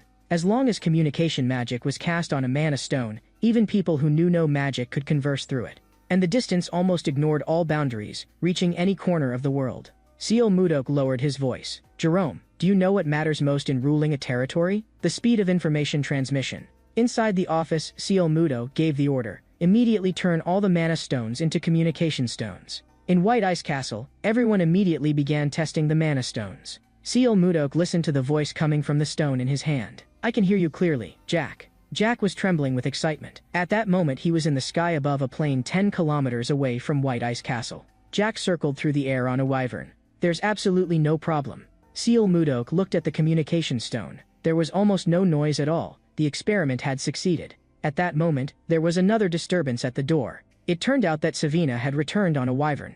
Inside the conference room, Seal Mudok looked through the intelligence Savina had brought back. He had entrusted Edmund with compiling the situation of the surrounding kingdoms, but he had not expected it to be written in such great detail. Yet one name in the letter made Seal Mudok inexplicably uncomfortable, Anos. Seal Mudok asked in a low voice, does anyone know who Anos is? Shuyet looked toward Seal Mudok. I do. Rumor says he is a top-tier sword saint. The moment Marcus and Jerome heard that, their expressions changed drastically. The others immediately began discussing it. In this world, a sword saint was already at the pinnacle, while a top-tier sword saint stood even higher still. At that moment, Seal Mudok raised a hand, and the whole room fell silent. A top-tier sword saint was equivalent to what the Central Plains called the realm of perfection, and once one stepped into that realm, one could condense a sword pill. Since arriving in this world, Seal Mudok had only heard that there were no more than a dozen realm of perfection experts, which had always disappointed him. But now, Enos had appeared, and Seal Mudok also wanted to see the strongest sword in this world.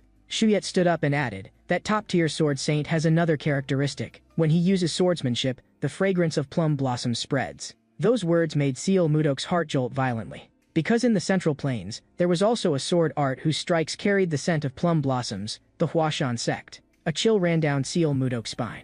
Could it be that I'm not the only one who came to this world? Back when he had unified the Central Plains, the dying leader of Huashan had once warned him, if his eldest disciple were still alive, the ending would not have been the same. That man had disappeared after entering seclusion, as if he had vanished completely from the world. Seal Mudok had thought it was only the ravings of a dying man, but now it seemed otherwise. The destined battle could not be avoided. And at that very moment, the Royal Night Order arrived in the Northern Territory. The commander of the Night Order was none other than Justin, son of Duke Icarus. Has your arm gotten any better? Justin gripped the arm that had once been injured, and the humiliating memory surged up once more. In the next second, he tightened his grip on his longsword, ready to strike at any moment. But Seal Mudok did not even look at him. Your Highness, stop hiding. Come out. A reunion after a long separation should have been joyful. Have you been well recently? Seal Mudok brought Ishilda to the crystal cave he had mentioned in the letter. With one glance, Ishilda was unable to hide her delight. This place is so beautiful. Seal Mudok had heard that after reading the letter, Ishilda had pestered her father for a long time before gaining permission to come with the Night Order. Looking at her innocent expression, Seal Mudok became even more certain. Her willfulness had not changed at all, and she was almost exactly the same as Wayne in her previous life. Emotion churned within Seal Mudok. In order to avenge Wayne, he had trampled the entire martial world underfoot. After so many twists and turns, he had unexpectedly reunited with her here. Her identity had changed, but for him, that was already enough. Beside the hot spring, Ishilda smiled like melting winter snow. This place really is so beautiful. And at that moment, Seal Mudok slowly reached out his hand. The instant his fingertips touched her hair, he could no longer suppress his emotions. In the next second, he pulled her into his embrace. To me, you are even more beautiful. Ishilda's heartbeat instantly fell into chaos, and her gaze softened as well. The emotion Seal Mudok had suppressed for years broke loose at that moment. Wayan, I've missed you so much. The moment those words fell, both people in the crystal cave sensed that something was wrong. Ishilda's expression turned cold in an instant. Who is that woman? Answer me, Baron Blizzard. Seal Mudok felt a headache coming on. Ishilda, I only misspoke. Ishilda's heart sank to the bottom. She had always thought that in Seal Mudok's eyes, there was only her. But today she finally understood that was not true. In the next moment, she lost control in hurt and grievance, her voice trembling. So this is the love you spoke of? Or is it the love you have for that woman named Wayan? Looking at the misunderstanding in Ishilda's eyes, Seal Mudok found himself unable to say a word for a moment. And then Ishilda turned and left.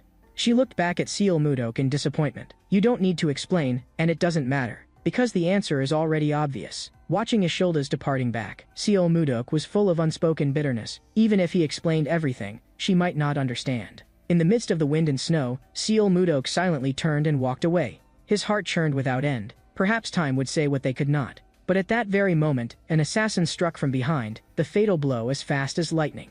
The wind was bitterly cold, and the necklace I had always worn with me fell to the ground in the chaos. The scene shifted, and in the darkness Justin's expression was cold and hard. Irfan, how is that man? A killer Nelton reported, Duke Justin, the assassination was successful. Hearing those words, a wicked smile slowly curled across Justin's lips. Outside the guest quarters of White Ice Castle, 2 guards stood on high alert. Inside, Princess Ishilda's eyes were full of tears. That idiot. He clearly could have tried to make me stay. Just then, the guard at the door announced into the room, Your Highness, you have a visitor. That news seemed to lift Ishilda's mood a little. But when she opened the door, thinking it was me coming to apologize, what she saw instead was a chilling sight. Justin wore a crazed expression, and the 2 guards were already lying in pools of blood. He looked at Ishilda. Your Highness, I apologize for disturbing you so late. Ishilda's face instantly turned deathly pale with fright, and in the next moment she slammed the door shut. But in just an instant, the doorknob was sliced off by the sharp blade in Justin's hand. He swung wildly, directly chopping the door into pieces, and Ishilda was sent flying back into the room by the shock of the splinters. Justin's smile deepened. This sword has been enchanted with magic. Watching Justin walk in step by step, Ishilda shouted angrily, Justin, how dare you? You killed my guards and barged into my chamber without permission. Justin pinched Ishilda's chin. Anyone who stands in my way had better be prepared to die. And you, Princess Ishilda, you actually ignored my feelings and ran off to pester some man of unknown origin. Justin's smugness bordered on madness. But it doesn't matter anymore, because that man is already dead. I sent my most elite assassin group to kill him. Justin reached toward Ishilda. The ambush has already succeeded. By now, they may not even be able to find his corpse. Hearing that, Ishilda's world instantly collapsed. Baron Blizzard, how could he be dead? But just then, a figure suddenly appeared out of the darkness and struck Justin with a palm. That single blow smashed Justin straight into the wall. The aftershock continued, blasting a large hole through it. Ishilda slowly raised her head and saw clearly who it was. The terror of surviving disaster and the grievance she had been suppressing burst all at once, making her almost unable to stand. Seal Mudok looked at her calmly. I'm sorry. I came late. But at that moment, a strong sense of danger suddenly rose in his heart. The longsword that had just been in Justin's hand suddenly flew before him out of nowhere and slashed out a killing move. Seal Mudok lost balance for a moment and could not fully dodge in time. After the sword missed, it immediately flew back. Wrapped in violet light, the sword shadow retreated deeper into the darkness. From the darkness, a hand extended and steadily grasped the hilt. Seal Mudok shielded Ishilda behind him. Another one of Justin's tricks? In the next moment, a knight holding the flying sword slowly stepped out of the darkness. It was his father, Duke Icarus, the final gift prepared for Seal Mudok. Magic armor, combined with a magic sword. Even killing a top-tier sword saint might not be impossible with that combination. Justin laughed like a madman. Baron Blizzard, this time, doesn't it feel completely different from last time? Smoke rolled and churned, and Seal Mudok's figure gradually became clear. Good. His voice was low as cold iron. You have finally given me a reason I must kill you. Seeing Ishilda's face full of worry, Seal Mudok only signaled with his eyes for her to step back. Ishilda stared at his back, her voice trembling. You'll come back, won't you? Seal Mudok turned his head, his gaze unusually gentle. Don't be afraid. Go find somewhere safe to hide. The next second, Seal Mudok flew straight at Justin. Seal Mudok stared at him. It seems you really are different now. Justin charged forward, gripping his magic sword. Are you going to start that boring lecture of yours again? Wrapped in pale violet demonic aura, the magic sword slashed straight at Seal Mudok. Seal Mudok merely flicked it aside with sword fingers, forcefully shaking the attack away. He raised his eyes, his gaze cold as the snowline. In a flash, the magic sword returned to Justin's hand and he lunged again. This time, Seal Mudok actually blocked the strike with his arm. Justin's magic sword chi surged, forcing Seal Mudok to retreat half a step. Not giving Seal Mudok a chance to breathe, Justin kept pressing the attack. The more he fought, the more excited he became. Good, I'm forcing Seal Mudok back. He must have already exhausted himself dealing with the assassin group. This is my chance to kill him. Justin's speed rose again. I'll be the one to end all of this. Suddenly, a flash of cold light brushed past his face. The guard piece on his armor shattered on the spot, metal fragments flying. Justin's pupils contracted. He used that same move again, the one that pierced my wrist back then. With the armor piece broken, the advantage of his armor instantly collapsed, and Justin instinctively clutched his injured wrist. He had thought the battle might affect Ishilda, but it seemed he had worried for nothing.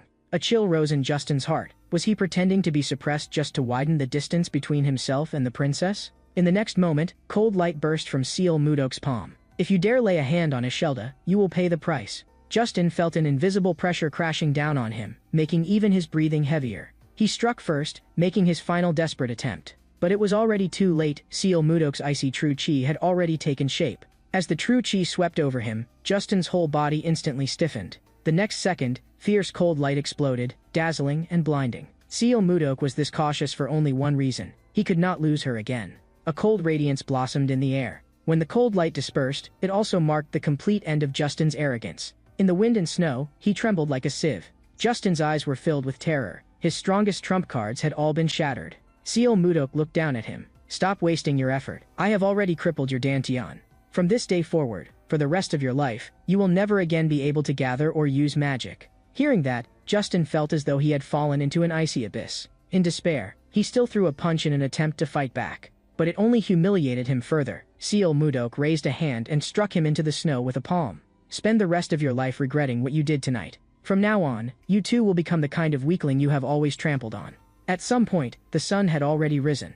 Seal Mudok lifted a hand to block the light falling on his face. It was getting late, and he had to go back. After all, back in the castle, Ishilda was still worrying about him.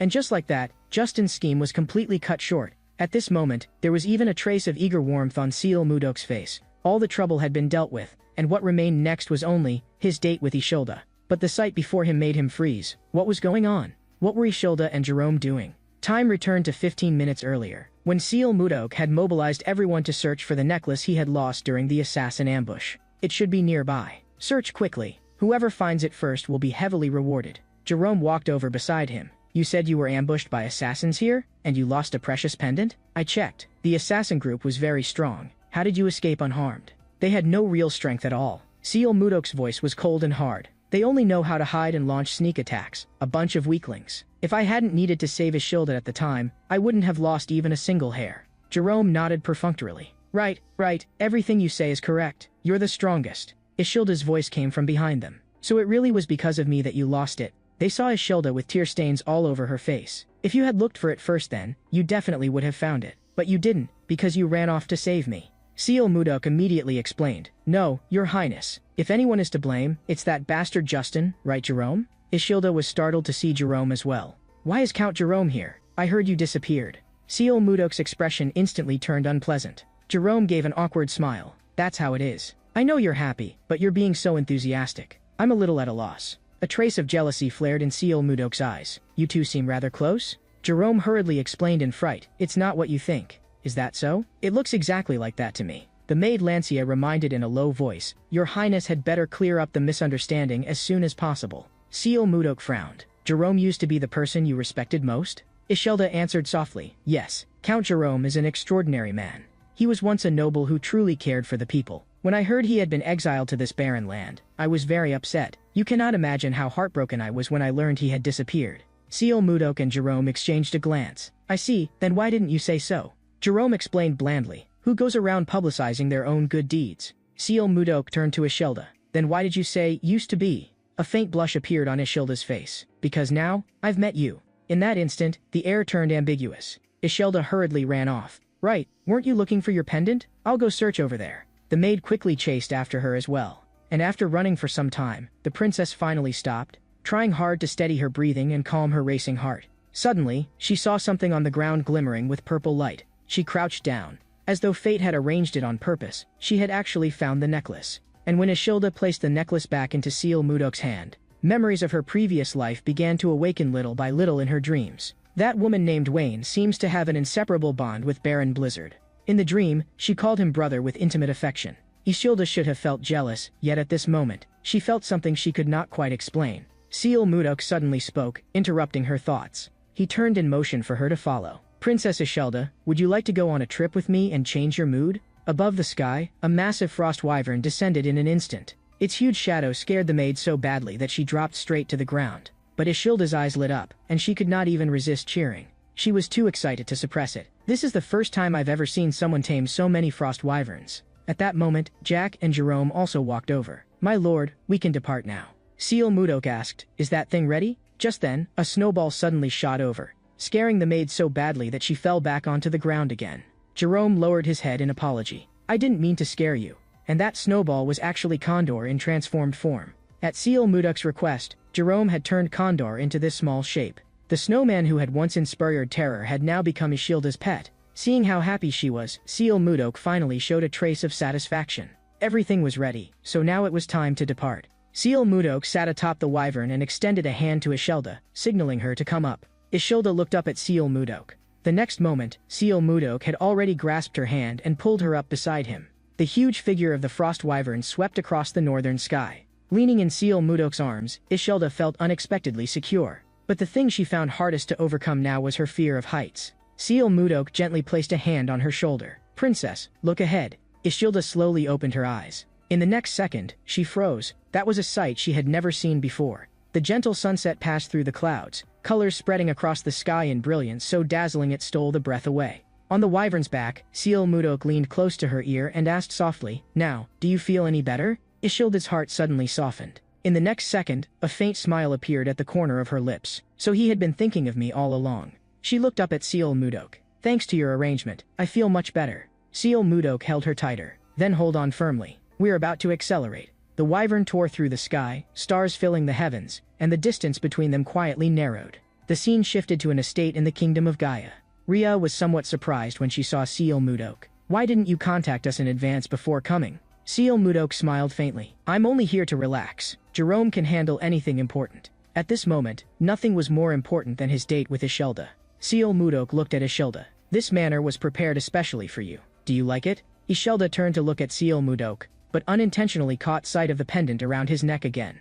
Fragments from her dream surfaced in her mind once more. Seal Mudok's voice interrupted her. Princess, are you alright? Ishilda looked at him. I had a strange dream last night. In the dream there were many strange buildings and people. In the dream, I was about 20 years old, with very fair skin, black hair, and black eyes. But I always wore a sorrowful expression.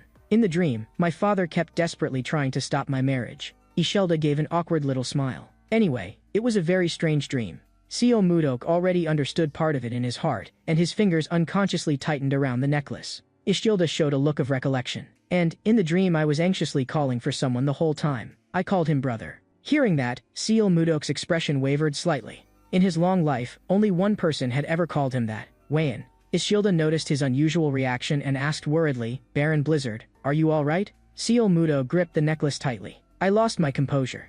Night fell, and Seal Mudok and Ishilda had dinner together. But at that moment, Ishilda made a request. Every time Seal Mudok called her princess, it made her feel as though there were a great distance between them. Ishilda looked somewhat conflicted. If you don't mind, from now on, could you just call me Ishilda?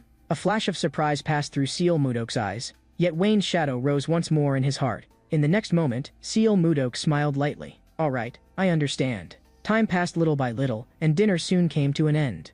Jerome also entered at exactly the right moment to find Seal Mudok. Have you two finished dining? I've already dealt with matters in Skirton and returned. Hearing that place name, Ishilda froze slightly, because in the kingdom of Drake, she had never heard of Skirton. Seal Mudok looked at Ishilda and only then remembered that he had forgotten to explain. Skirton was not in the kingdom of Drake, but in the kingdom of Gaia. Hearing this, Ishilda could not help but feel startled. The kingdom of Gaia was located in the northwest of the continent. It was an extremely powerful kingdom, and it had been ruled by queens for generations, which was why it was also known as the Kingdom of Women. Among its strengths, the Kingdom of Gaia's Night Order, made up entirely of women, was especially famous for possessing power able to rival the Night Order of any kingdom. At that thought, unease immediately rose in Ishilda's heart. She had not expected to arrive in such a distant kingdom so quickly. Would her presence cause diplomatic trouble? Yet in the next moment, she still had Jerome continue his report. Jerome looked pleased. Recently, the ogre leather we've been supplying to the Kingdom of Gaia has been very popular. Rhea even made a good suggestion today. We should build a factory here directly and make leather products. The leather materials are already selling well, so is there really any need to turn them into finished goods before selling them? Jerome continued reporting to Seal Mudok. The main consumers in the Kingdom of Gaia are noblewomen. If we turn the leather into expensive clothing and handbags, the profit will definitely be higher than it is now. And Rhea knows Caloran's most famous leather craftsman. As long as my lord gives the word, production can begin immediately. After hearing the suggestion, Seal Mudok showed a trace of approval, and trusting the merchant group to Rhea had indeed been the right choice. Then carry out her plan.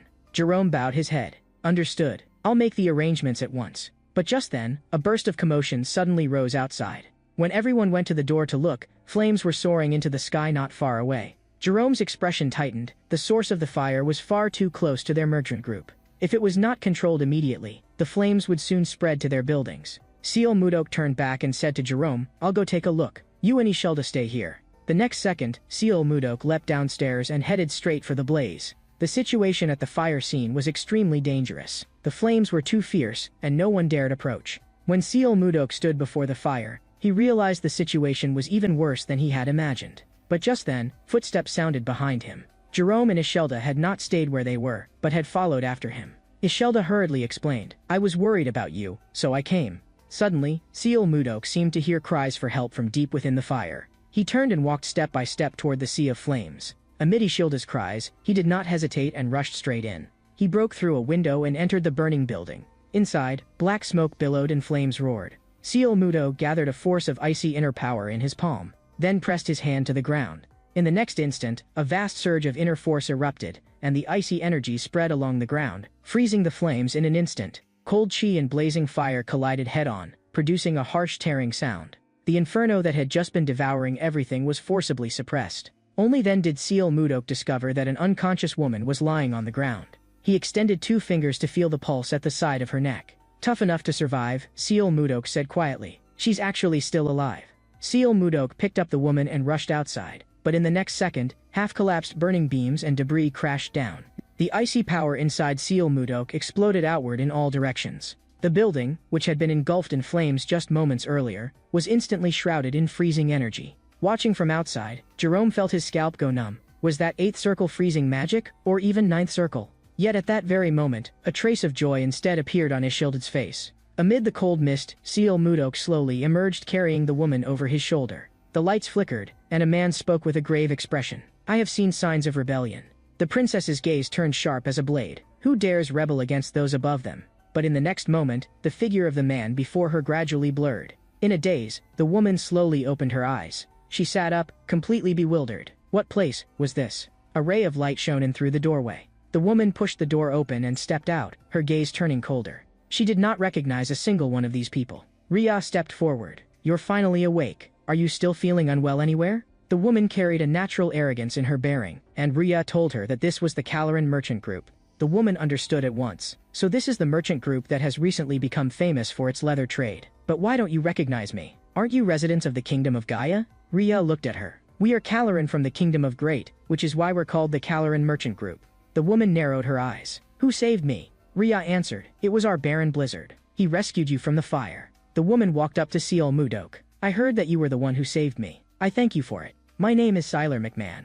The moment those words were spoken, everyone was stunned on the spot. It turned out that Sylar was the second princess of Gaia. She had entered the Sword Saint realm at the age of 15, and she also served as commander of the kingdom's Night Order, making her one of the most famous figures in the Kingdom of Gaia. Ria quickly stood and bowed. Please forgive our discourtesy, Your Highness. Meanwhile, Ishilda was full of worry. Encountering another kingdom's princess here would cause enormous trouble if her own identity were exposed. Sylar looked at Seal Mudok. You saved my life, so I will personally reward you. After dinner, come with me to the palace. Ishilda's tension and restraint were all seen clearly by Seal Mudok. In the next moment, he looked straight at Sylar. Please forgive me for refusing. I must return immediately. Seal Mudok's refusal made Sylar displeased on the spot. Ria's heart also sank. This is bad. Refusing an invitation from Gaia's royal family is an extremely rude thing to do. Ria hurriedly stepped forward to smooth things over. Perhaps our lord is simply too nervous in front of your highness. In the next second, she immediately changed the subject. Speaking of which, why was your highness in the burning building? The name flashed through Sylar's mind, Duke Dayton. That bastard wanted to assassinate me. She showed a look of contempt. It was nothing more than a group of despicable people trying to kill me. Setting the building on fire was to make sure no evidence was left behind. Sylar looked at Seal Mudok again. No matter what, you saved me. Tell me, what do you want? But just then, Sylar's stomach let out an untimely growl.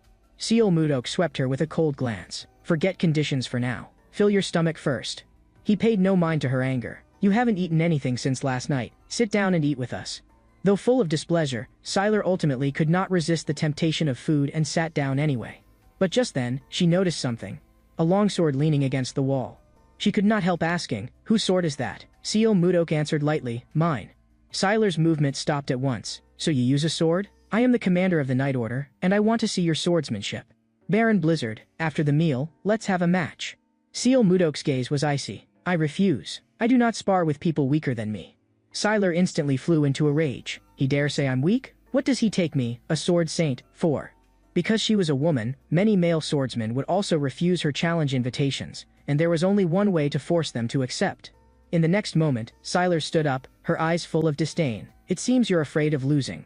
Seal Mudok was indeed provoked. He stood up with his sword in hand. Then come outside. I'll teach you a few moves. Inside the manor grounds, Sylar stood holding her sword. Jerome looked deeply worried. Don't forget that your opponent is a princess. Please make sure to hold back. Sylar was already too impatient to wait. Are you done with the nonsense? She had seen countless men like Seal Mudok, and in the end, all of them had fallen beneath her sword. She was almost vicious with excitement. I'm already looking forward to seeing how your face twists in a moment. Sylar gripped her sword in one hand. Suddenly, a gleam of sword light shone on the blade. With a flash of cold brilliance, it swept directly across Seal Mudok's line of sight. A sonic boom rang out in the air. In a single instant, Sylar had already killed her way to Seal Mudok's front. Yet Seal Mudok merely raised his sword slightly and stepped sideways, dissolving her extremely fast strike. Sylar steadied herself. Anyone who could block her thrust was no blustering fraud. Her body turned with the sword, and Sylar's figure spun around behind Seal Mudok. In the blink of an eye, Seal Mudok shifted aside again, dodging the sword chi she slashed out. Before the momentum of the sword could fade, Sylar stabbed out again with a backhand strike. Seal Mudok merely swept his sword lightly and retreated with the motion. in a lightning-fast instant, Sylar unleashed several streaks of sword chi in succession. He blocked all my sword techniques with the smallest possible movements. This man is absurdly strong. Her body followed her sword as Sylar flashed to seal Mudok's front once more, and her longsword swept across, forcing Seal Mudok into the air with its sword chi. Without giving him even half a chance to breathe, Sylar immediately chased after him, flashing to Seal Mudok's front in an instant. Then she turned and whipped out a side kick, striking the body of Seal Mudok's sword. This woman was terrifyingly fierce. That kick actually sent Seal Mudok flying 100 meters. Seal Mudok slowly rose to his feet. Her continuous assault is like that of a master who has polished her techniques to the limit. If I keep dodging like this, she'll tear this manor apart. In the next moment, Seal Mudok countercharged, his blade striking repeatedly as cold light burst forth. Sylar seized an opening and whipped out another back kick, and Seal Mudok immediately raised his sword to block. Before she could change moves, Seal Mudok drove a punch into her lower abdomen, and the tremendous force made her body pitch forward. At the same time, Seal Mudok's hand had already closed around her neck. With a slight exertion of force, Sylar crashed to the ground on the spot. And the moment she raised her eyes, Seal Mudok's sword was already at her throat. She had lost. Jerome hurriedly stepped forward. Both of your swordsmanships are extraordinary. Let's end it here for today. But Sylar's face was dark as she demanded that Seal Mudok accept another duel, otherwise she would lodge a protest with the Kingdom of Drake. The moment those words came out, everyone's expression changed drastically, and they all quickly begged her not to do that. Seal Mudok turned to look at her. Knowing how to admit defeat is also part of a warrior's bearing. You are a princess of a great kingdom, yet you behave like a child. Sylar struggled to her feet. What did you say? She charged at Seal Mudok again. That's complete nonsense. Sword shadows suddenly appeared in the air, and in the next instant, cold light stopped before her eyes. In the manner, Seal Mudok advanced with sword in hand, and Sylar finally halted her steps. The vast gap in power forced Sylar to drop to her knees. She had not even seen the trajectory of Seal Mudok's sword. The cold light in Seal Mudok's eyes grew heavier still. Is this how your kingdom treats a lifesaver? I have already shown mercy only because you are a princess. But Sylar could hear none of it. Why can't I win? Does that mean everything I've done all my life was fake? From childhood until now, she had always taken first place in every swordsmanship tournament. Her mother had also always told her that she would become Gaia's sword saint. But today, the title of Gaia Sword Saint, in which she had taken such pride, had been crushed so easily by someone else. Just what kind of man was he? Ishilda also quickly ran to Seal Mudok's side. Seal Mudok looked at Ishilda. They'll be returning to Calaran tomorrow. For now, let's go stroll around the city. In the next moment, Seal Mudok took Ishilda by the arm and turned to leave. At the same time, Seal Mudok said to Jerome, "Go buy me a few swords. That fight just now damaged the blades." Sylar stood behind them, quietly watching everything. But in the next second, she suddenly spoke. "That woman traveling with Baron Blizzard, is she his wife?" Jerome looked at her. "I'm not at liberty to reveal that, but she is also a distinguished person from a certain family." Sylar lowered her eyes and thought, "So, he isn't married yet." In the next moment, she directly gave an order. "Go fetch me a carriage. I'm returning to the royal palace." Her thoughts churned in secret. Since becoming a sword saint, this is the first time I've encountered an opponent stronger than me. She lifted her eyes to the sky. If I had met him earlier, would the ending have been completely different? Not long afterward, Sylar also returned to the palace. She sent people to investigate Baron Dayton, only to find that he had already died in his own cellar, still clutching a letter in his hand. The letter ended with, "I had no choice, because my family was being held hostage." Standing in the shadows, Sylar's gaze was cold and resolute. "They sent assassins to kill me first, and then they silenced the Baron." In struggles for power, there is never any blank space. The true mastermind behind that fire was most likely her elder sister, who appeared close to her on the surface but was actually her enemy. The birthday of Malova, king of the Kingdom of Drake, was approaching, and Sylar also asked her sister for an opportunity to pay a visit. Her sister teased with amusement. "The one who saved you is from the Kingdom of Drake, isn't he?" But none of that mattered to Seal Mudok. He had already returned to White Ice Castle in Calaran. Duke Icarus held overwhelming power. Even though his son Justin had committed monstrous crimes, he still used his far-reaching influence to protect him. And he ordered his subordinate Ross to make trouble for the Calaran merchant group. Ishilda also began her return journey and went back to the royal palace. Before that, Seal Mudok had given her a communication stone so they could stay in contact at any time. With undercurrents surging both inside and outside the Kingdom of Drake, Seal Mudok had to integrate his own forces more quickly. The assassin group Justin had sent to kill Seal Mudok had already been crushed by him and secretly imprisoned. And now, Seal Mudok intended to win them over, using their own methods against their master. Although their overall strength was relatively weak, there were two among them who were clearly still usable. The assassination group, together with the Wyvern Riders, would surely be able to achieve results no one expected. Seal Mudok also decided to use the king's birthday as an opportunity to officially step into the kingdom's political sphere. At that moment, the Knight Commander Shuyet received a summons and came to report. Seal Mudok looked at the assassins. You only have two choices. First, become my people. Second, die by my hand. But with your current level, you are still nowhere near good enough to serve under me. I have prepared training to make you stronger. Take up the weapons behind me and knock down all the knights outside. Soon after, the assassin members put on their equipment, their killing intent condensing as they stood ready to strike at any moment. In the forest, 3 members of the assassin group assumed taut battle stances. Suddenly, a training opponent charged out from deep within the woods. The opponent's heavy blow was forcibly blocked by one of them with a shield. 2 large hands clamped down onto the attacker's shoulders. That training opponent was slammed into the snow. The assassin members took the metal from the training opponent's body. In the next moment, they shouted at the top of their lungs, "That's one down. Tonight we won't have to go hungry." High above on a treetop, Seal Mudo quietly looked down on this training session. Their joint sparring had already lasted 3 weeks, and the rules were simple to the point of cruelty. Every person carried a medal. If it was taken, it meant death. If all medals were taken, it meant defeat. It seemed simple, yet it was the fastest way to make them grow. The losers could only be eliminated, and both sides had to keep growing stronger, exactly to Seal Mudok's liking.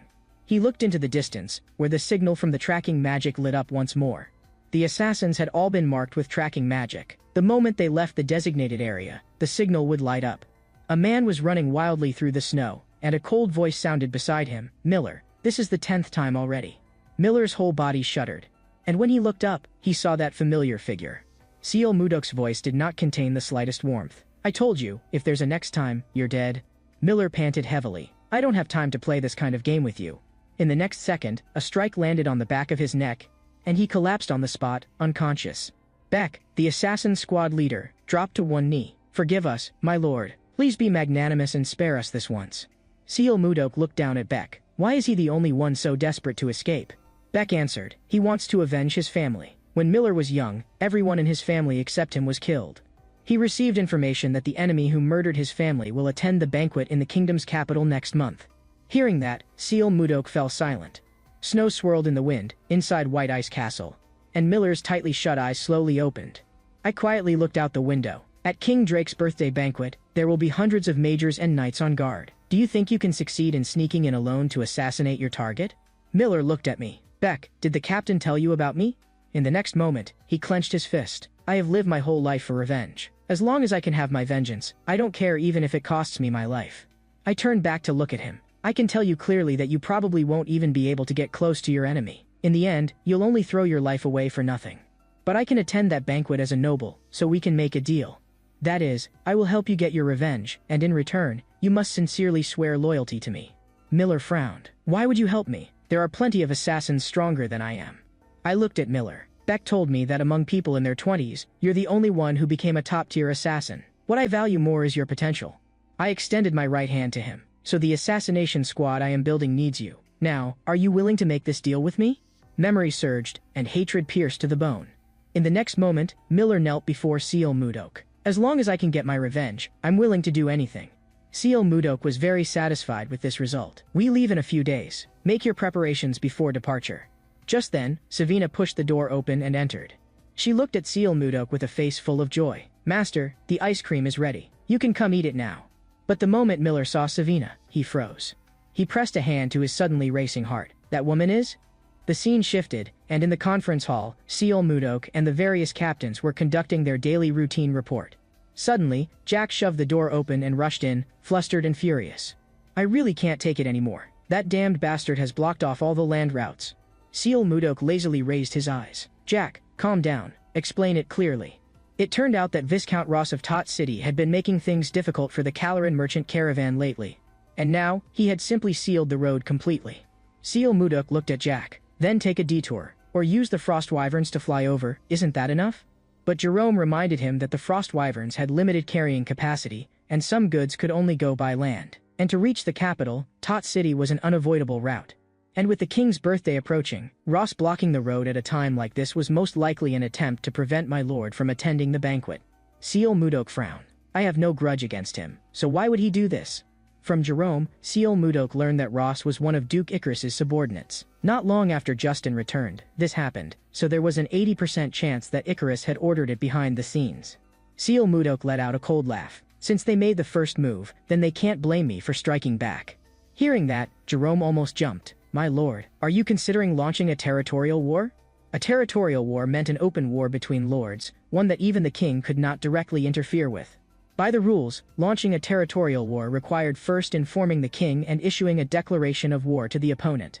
But there was one exception: if the battle was concluded quickly before word reached the king, and only then reported afterward, it was also acceptable. Hearing this, Seal Mudok sank into thought for a moment. Good, it's also time to test what I've prepared during this period. In the next moment, Seal Mudok gave the order. Shuyet, leave only the minimum number of troops in the territory and prepare to move out. Seal Mudok looked at Marcus. Tell the assassination squad to stand by where they are, and send Miller alone to scout Tot City. Then he looked at Jack. Go prepare the Wyvern Rider Corps for battle. Jack was somewhat worried. The Knight Corps only had 20 men, so wouldn't that be too few for a territorial war? Seal Mudok's gaze pressed down on him. Too few? Are you really the commander of the Wyvern Rider Corps? You've been training the Wyverns this whole time. Do you still not trust their power? Jack immediately accepted the order. Our numbers are small, but the Wyverns are not weak. Jerome was still worried about Seal Mudok going into battle so rashly. Gambling with the lives of the residents in an unknown war was too risky. Viscount Ross was still holding 6,000 territorial residents who had not yet been relocated as hostages. Once war began, those residents would be put in danger. What was more, Toth City's forces outnumbered theirs by more than 10 to 1, and if they received support from Duke Icarus, the situation would become even worse. Seal Mudok looked at him coldly. 2 days. Seal Mudok spoke each word distinctly. Before they can react, we end the battle within 2 days. After saying that, he walked past Jerome. Jerome, as a strategist, don't show anxiety in front of the soldiers. In the next moment, Seal Mudok walked outside. Is everything ready? He looked at the Caloran army standing fully prepared. Everyone, this is Caloran's declaration of war.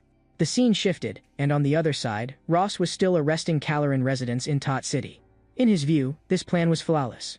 Caloran, the frozen land, could only rely on food from outside. Its terrain was blocked by mountain ranges, and without passing through Tot City, one could not reach the capital. And all nobles were required to attend the king's birthday banquet. So if Blizzard failed to appear, he would be stripped of his position as lord. And Ross would be able to seize Caloran in the meantime. That way, he could curry favor with Duke Icarus and strive for the rank of Count or even Marquis. Just as he was trembling with excitement over his own scheme, a dark shadow suddenly dropped outside the office window. A frost wyvern crashed through the window. On the wyvern's back stood Seal Mudok in proud composure. In the next instant, a streak of light brushed past Ross's ear. This is Caloran's declaration of war. I will come back to collect it in 2 hours. Not long afterward, soldiers lined the city wall, and civilians crowded beneath the gate in front. Ross was nearly delirious with excitement. Come on, if you want to win, then first kill the residents of your own territory with your own hands. On the open ground, the full Caloran army stood in formation. In the next second, Seal Mudok gave the order. Now, begin the attack. On the city wall, Ross looked down over the battlefield. In the next moment, countless frost wyverns swept in like a blizzard descending from the sky. Ross froze on the spot. Every wyvern carried a massive boulder on its back and dived toward the city wall. The giant stones crashed down, smoke and dust erupting everywhere, and Tot City soldiers instantly fell into chaos. Some boulders also missed their mark and flew toward the outside of the wall. At that critical moment, Jerome appeared, a dazzling magic circle lighting up in his palm as he forcibly stopped the falling boulders. The horn of attack sounded, and Marcus led the knights in a charge. The warriors of Caloran lived up to their name, their giant axes swinging like reapers, forcing the defenders to scatter in panic. Since when did Caloran's army become this strong?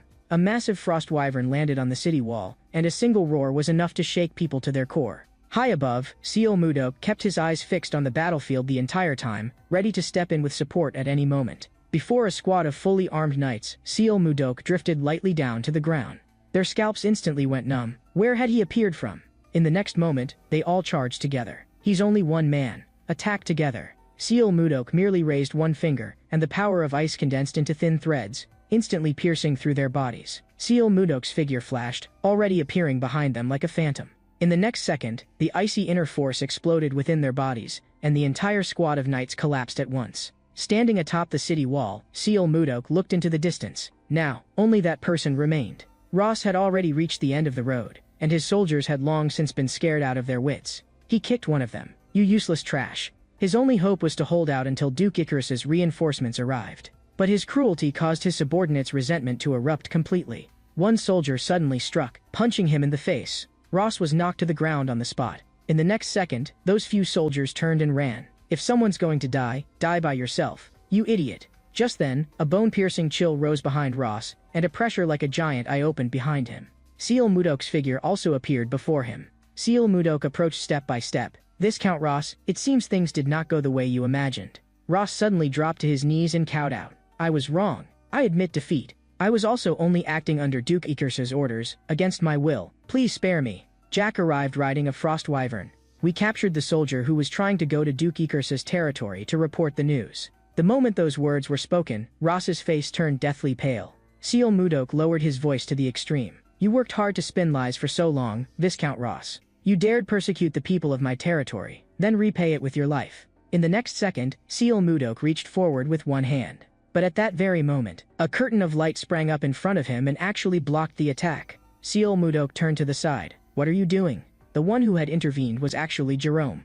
He looked at Seal Mudok. "No matter how grave a noble's crimes are, the only one who can decide his life or death is the king. If you kill Viscount Ross here, our position will become very difficult." Ross, as if grabbing a lifeline, immediately shouted, "He's right, you ignorant fool." At the same time, that smug look crawled back onto his face. At this moment, a person slowly emerged from the forest, looking like reinforcements summoned by Ross. Ross grew even more smug. "Did you think I only sent people to Duke Icarus? A territorial war is supposed to be reported to the king first and carried out under royal witness. But you didn't report it, so I sent Volmer to the royal capital to accuse you. You wanted to force me to surrender before the king found out? Now it's all fallen apart." After hearing this, Seal Mudok's expression turned sharply cold, but in the next second, he smiled. That smile made Ross uneasy instead. Had he gone mad?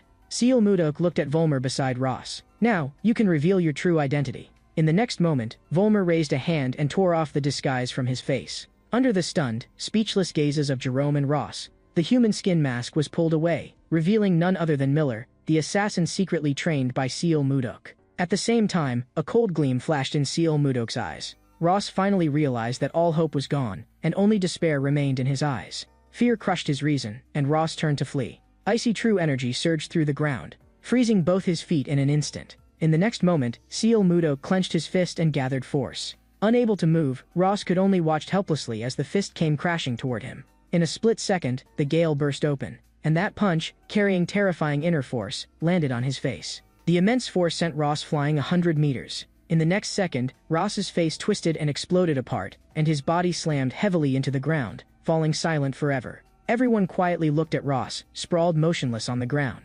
In the next moment, Seal Mudok turned back to look at them. Amid the excitement and wild joy on everyone's faces, Seal Mudok also showed a faint smile he could not suppress. This territorial war, Caloran wins. Afterward, everything was pushed forward cleanly and decisively. Ross lost everything and was expelled from the territory, then disappeared a few days later. Tot City was formally incorporated into Caloran. At Jerome's recommendation, Volmer, who had once been a retainer of the Roxland family, took over the administration of Tot City. Seal Mudok could not fully trust him, so he arranged for 2 nights to watch him closely and report daily. After that, the king's birthday arrived as scheduled. But Seal Mudok had not expected that the first familiar person he would meet at the birthday banquet would be Princess Sylar. Sylar took the initiative to greet him, while Seal Mudok merely responded with polite restraint. The king's birthday banquet had invited important figures from many nations, and at this moment, the 2 entering were Princess Daphne of the Kingdom of Hazen and Count Anos. The moment they appeared, a low stir immediately swept through the crowd. The name Anos also made Seal Mudok's heart sink. He was the top sword Saint Edmund had mentioned in his letter, and simply seeing this man standing here caused Seal Mudok to instinctively feel a trace of unease. In the next moment, the king appeared with the 2 princesses, and their brilliance overshadowed the entire hall. This scene surprised Sylar slightly, so the woman who had always been by Seal Mudok's side was actually a princess of the Kingdom of Drake. And Ishilda, standing on the stage, also saw Seal Mudok in the crowd, with Sylar beside him. Seeing the 2 standing so close, jealousy instantly surged in Ishilda's heart. Why is she here? Wasn't it supposed to be the first princess of Gaia who came? Everyone stepped forward one after another to offer congratulations to the king. King Malova also gave a congratulatory speech, signaling that everyone should enjoy the evening to the fullest together. And next came the part everyone was looking forward to most, the presentation of gifts. Duke Icarus was the first to step forward and present his gift. It was a magic ring, one capable of nullifying all attack magic below the fourth circle. Duke Icarus showed a proud smile. "I hope this ring will protect your majesty from harm in the future." The moment the ring was revealed, the crowd immediately stirred once again. Such an artifact imbued with high-level magic was extremely rare, and its value was beyond estimation. The king was also very pleased. "Thank you for such a precious gift, Duke Icarus." Although the gifts offered by everyone afterward were also expensive, all of them were overshadowed by that ring. Because Seal Mudok's status was special, it was not until the very end that it became his turn to step forward with his gift. The first gift Seal Mudok presented was the hide of an ice ogre he had hunted personally. This immediately displeased Duke Icarus. "You dare present such a crude thing as a gift, as expected of a vulgar commoner who can't appear on a proper stage." But in the next moment, Seal Mudok looked again toward the king. "However, I believe that offering only leather is not enough. I have a second gift." The king and the two princesses were all piqued with interest, because inside the box were only 3 eggs that looked utterly unremarkable. Seal Mudok spoke evenly. "Those are monster eggs." Duke Icarus flew into a rage on the spot. "How dare you? This is an insult to the royal family." In the next moment, he directly gave the order, "Drag Baron Blizzard out." But the king suddenly let out a roar. "Everyone, stop." The king suppressed his anger. "I will hear your explanation. What is your reason for doing this?" Seal Mudok answered calmly. "These are not ordinary eggs. They are frost wyvern eggs." Those words caused both the king and Duke Icarus to change expression at once. Caloran's frost wyverns were nearly twice the size of ordinary wyverns, with fierce temperaments, and even if one obtained the eggs, raising them was extremely difficult. But once tamed, their combat power would be enough to elevate the kingdom of Drake's military strength by an entire level. King Malova stared at the 3 dragon eggs and could not help swallowing. He looked at Seal Mudok in shock. "I like the gift very much, but you also know, raising frost wyverns may be even harder than obtaining their eggs." Seal Mudok's expression did not change. "Your majesty is right, raising frost wyverns is indeed not easy." In the next moment, Seal Mudok placed his fingers to his lips and blew a whistle, while calling out the name of his wyvern, Lily. Immediately, the enormous figure of a frost wyvern appeared outside the window. Seal Mudok continued, "This is the frost wyvern I have raised since childhood. I can pass the raising method on to the kingdom's beast keepers. As long as, at the moment of hatching, the hatchling's first sight is of your majesty, it will regard you as its parent and follow you for life. The other 2 eggs, meanwhile, are offered to the 2 princesses, and in the future the frost wyverns will become reliable guardians protecting them." The king's heart could no longer remain calm. He had not only received the most significant gift, but had also seen that Seal Mudok had even thought ahead about his daughter's safety. In the next moment, the king burst into laughter. "This is the best gift I have ever received in my life. Seal Mudok, I thank you greatly." Beside him, Ishilda's face was full of relief. No wonder Seal Mudok had contacted her a few days ago and said he had a surprise for her. But just then, Duke Icarus suddenly attacked. "I have an important matter to report. Does your majesty know that a few days ago, Baron Blizzard deployed troops to the territory of Viscount Ross? That is to say, Baron Blizzard launched a territorial war without permission." Duke Icarus's expression was fierce. "This man is arrogant in the extreme and has moved troops recklessly. I ask your majesty to punish him severely." The great hall instantly fell so silent that breathing could be heard. The king also lowered his head and thought, if this was true, it would indeed be troublesome.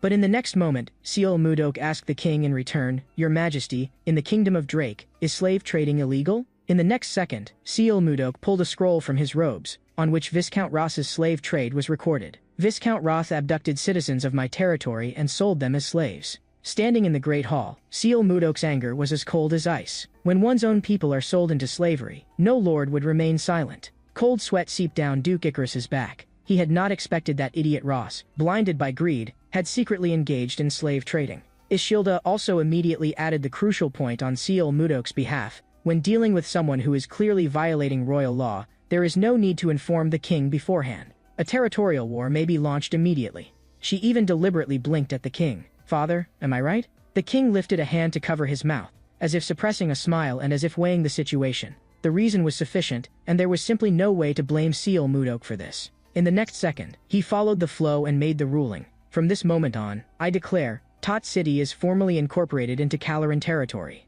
At the side, Count also took the opportunity to speak. Since Baron Blizzard has expanded his territory, should he not also be granted the corresponding title? The king immediately understood. "Count is right. Baron Blizzard, step forward."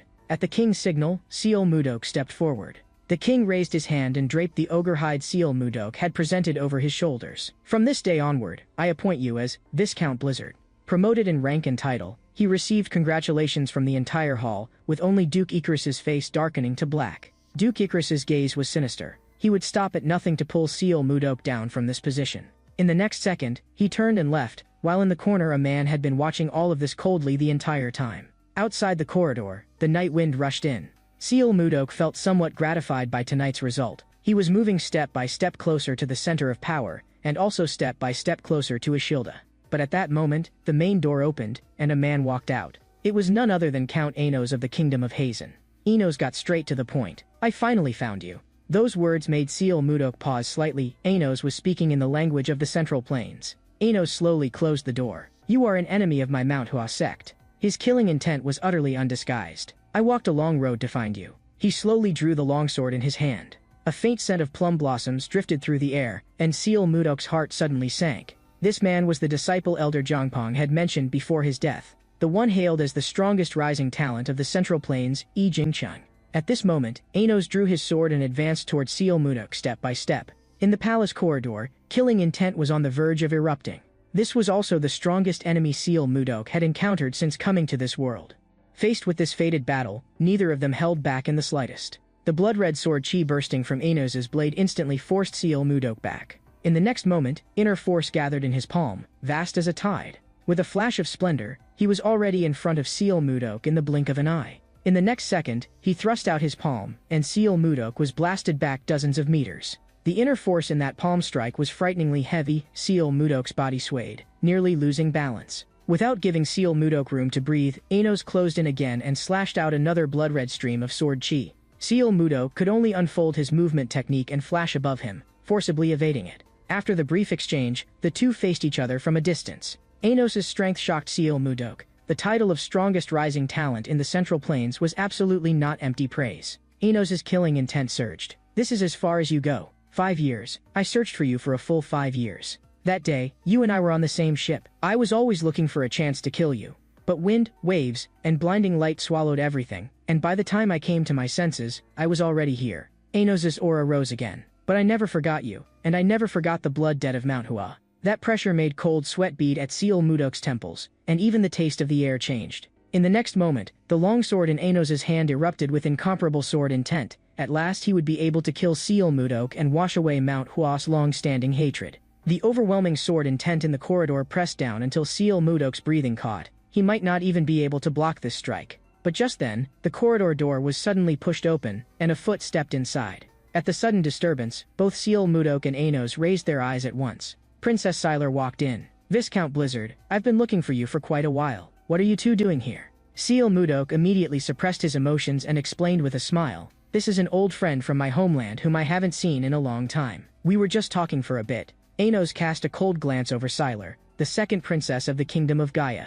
He quickly weighed the situation. Killing someone in front of a princess of a kingdom would turn things into an irreparable disaster, so he could only postpone it. He said to Sylar, "In that case, enjoy your conversation. I'll take my leave first." After speaking, he turned and walked toward the corridor door. When he reached the doorway, he suddenly transmitted his words. "Seal Mudok, listen carefully." Seal Mudok's eyes darkened. This was the art of voice transmission. Enos's voice was cold. "Just as you took away what was most precious to me, I will also destroy everything you cherish. Your property, the people close to you, I will spare none of them." At the same time, his gaze passed beyond the corridor and landed on Ishilda. "The first one will be that princess of the Kingdom of Drake who keeps looking at you with love in her eyes." Seal Mudok's pupils contracted sharply. "You bastard. Ishilda has nothing to do with what happened between us." Enos's figure gradually receded. "Then we'll see what you do. Take care, Seal Mudok." The threat Enos left behind instantly drove Seal Mudok's mood to the bottom. But Sylar tried to make conversation. "You and Count Enos seem to be talking very seriously." Seal Mudok had no mind to deal with her. "I have urgent business. I'm leaving first." But Sylar caught hold of the corner of his clothes. Seal Mudok stopped. "Do you still have something to say?" Sylar seemed to choke on her words. "Actually, it's nothing important." In the next moment, she forced up the princess's pride again. "But I came to find you personally, and now you're just going to leave? Don't you think that's very rude?" Seal Mudok looked at her coldly. "Your Highness should be very busy. Distinguished guests from every nation are here, and you ought to be representing the Kingdom of Gaia in entertaining them.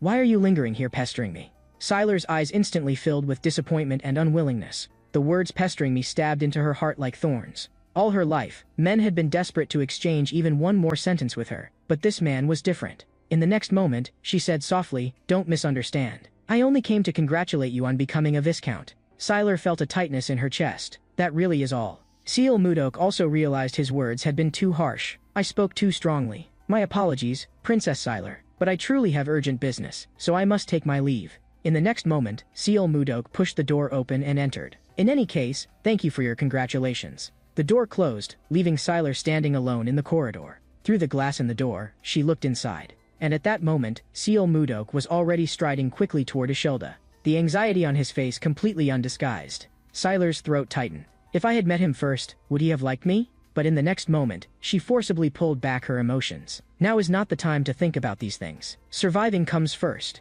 At the far end of the corridor, she looked into the distance. What mattered most to her was surviving her sister's assassination attempts. Meanwhile, Princess Daphne of the Kingdom of Hazen unexpectedly hit it off immediately with Jerome in a pavilion of the royal palace, and the two talked together happily. Who would have thought that Jerome happened to be exactly the kind of beautiful man Princess Daphne liked? But as a princess, she had never truly had freedom. Her brother had long ago arranged her engagement to Count Anos. Jerome was gentle in speech, with light in his words, and before anyone noticed, he had drawn Princess Daphne's heart away. Princess Daphne's cheeks flushed slightly. This man really was different. Just a few brief exchanges under the moonlight were enough to send her heart wildly out of control and make her decide in secret. At this moment, the so-called tall and mighty Anos instead seemed cold and unfamiliar in her eyes. Anos walked up beneath the pavilion. "I've been looking for you for a long time."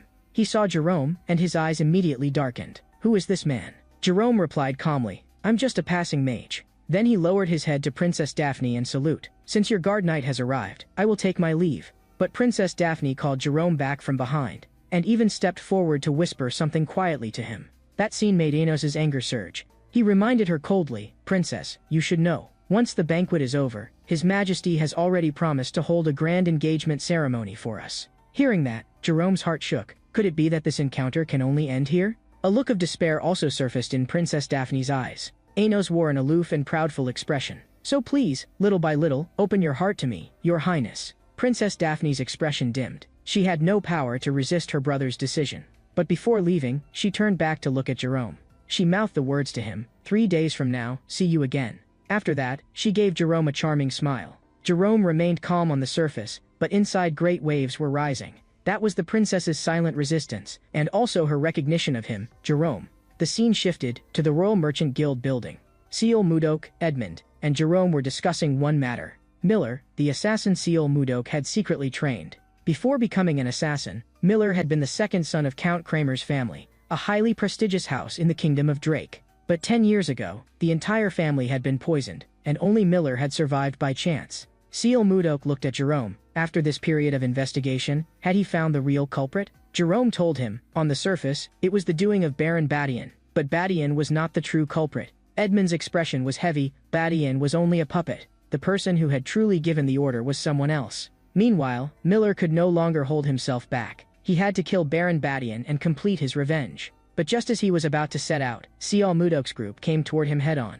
Edmund looked at Miller with emotion. He had been so young when he saw him back then, and now he had grown this much. In the next moment, he revealed his identity. "I am Edmund of the Royal Merchant Guild. Count Kramer once supported my guild, and now I will tell you the truth of that day. The one who carried out the poisoning was Baron Badian, but the true mastermind behind it was Duke Icarus." Miller was so shocked that he lost his voice. "How is that possible? What benefit could Duke Icarus gain from eliminating my family?" Edmund said helplessly, "The Casa Merchant Guild is the largest merchant guild in the Kingdom of Drake, and its true power holder is Duke Icarus. In order to strengthen the Casa Merchant Guild, Duke Icarus eliminated both the Royal Merchant Guild and the Kramer family, who had both been flourishing at the time."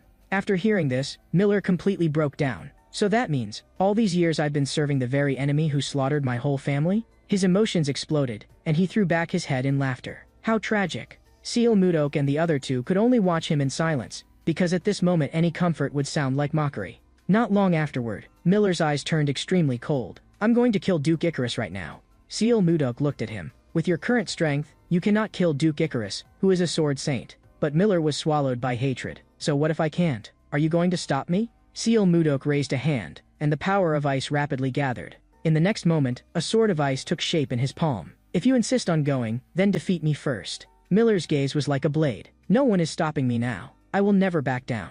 In the next second, his inner force erupted, and his short blade shot towards Seal Mudok like lightning. But in the blink of an eye, Seal Mudok had already flashed behind him. Miller reacted extremely quickly and lashed out with a back kick, sweeping past Seal Mudok's side. Force gathered at Seal Mudok's fingertips. Miller really had improved fast, but not enough. In the next moment, finger force struck Miller's body. Seal Mudok had already held back, but Miller still could not withstand the blow. He crashed heavily to the ground, his acupoint sealed, unable to move for a long time. But just then, Miller raised his thumb and pressed several acupoints on his own body. In the next moment, he actually struggled into a seated position by force. Seal Mudok frowned. He had never taught Miller this method of releasing sealed acupoints. How did you do that? Miller answered in a trembling voice. Just now. Didn't you demonstrate it for me yourself? Seal Mudok's expression shifted slightly. To learn it after seeing it only once, such talent was almost terrifying.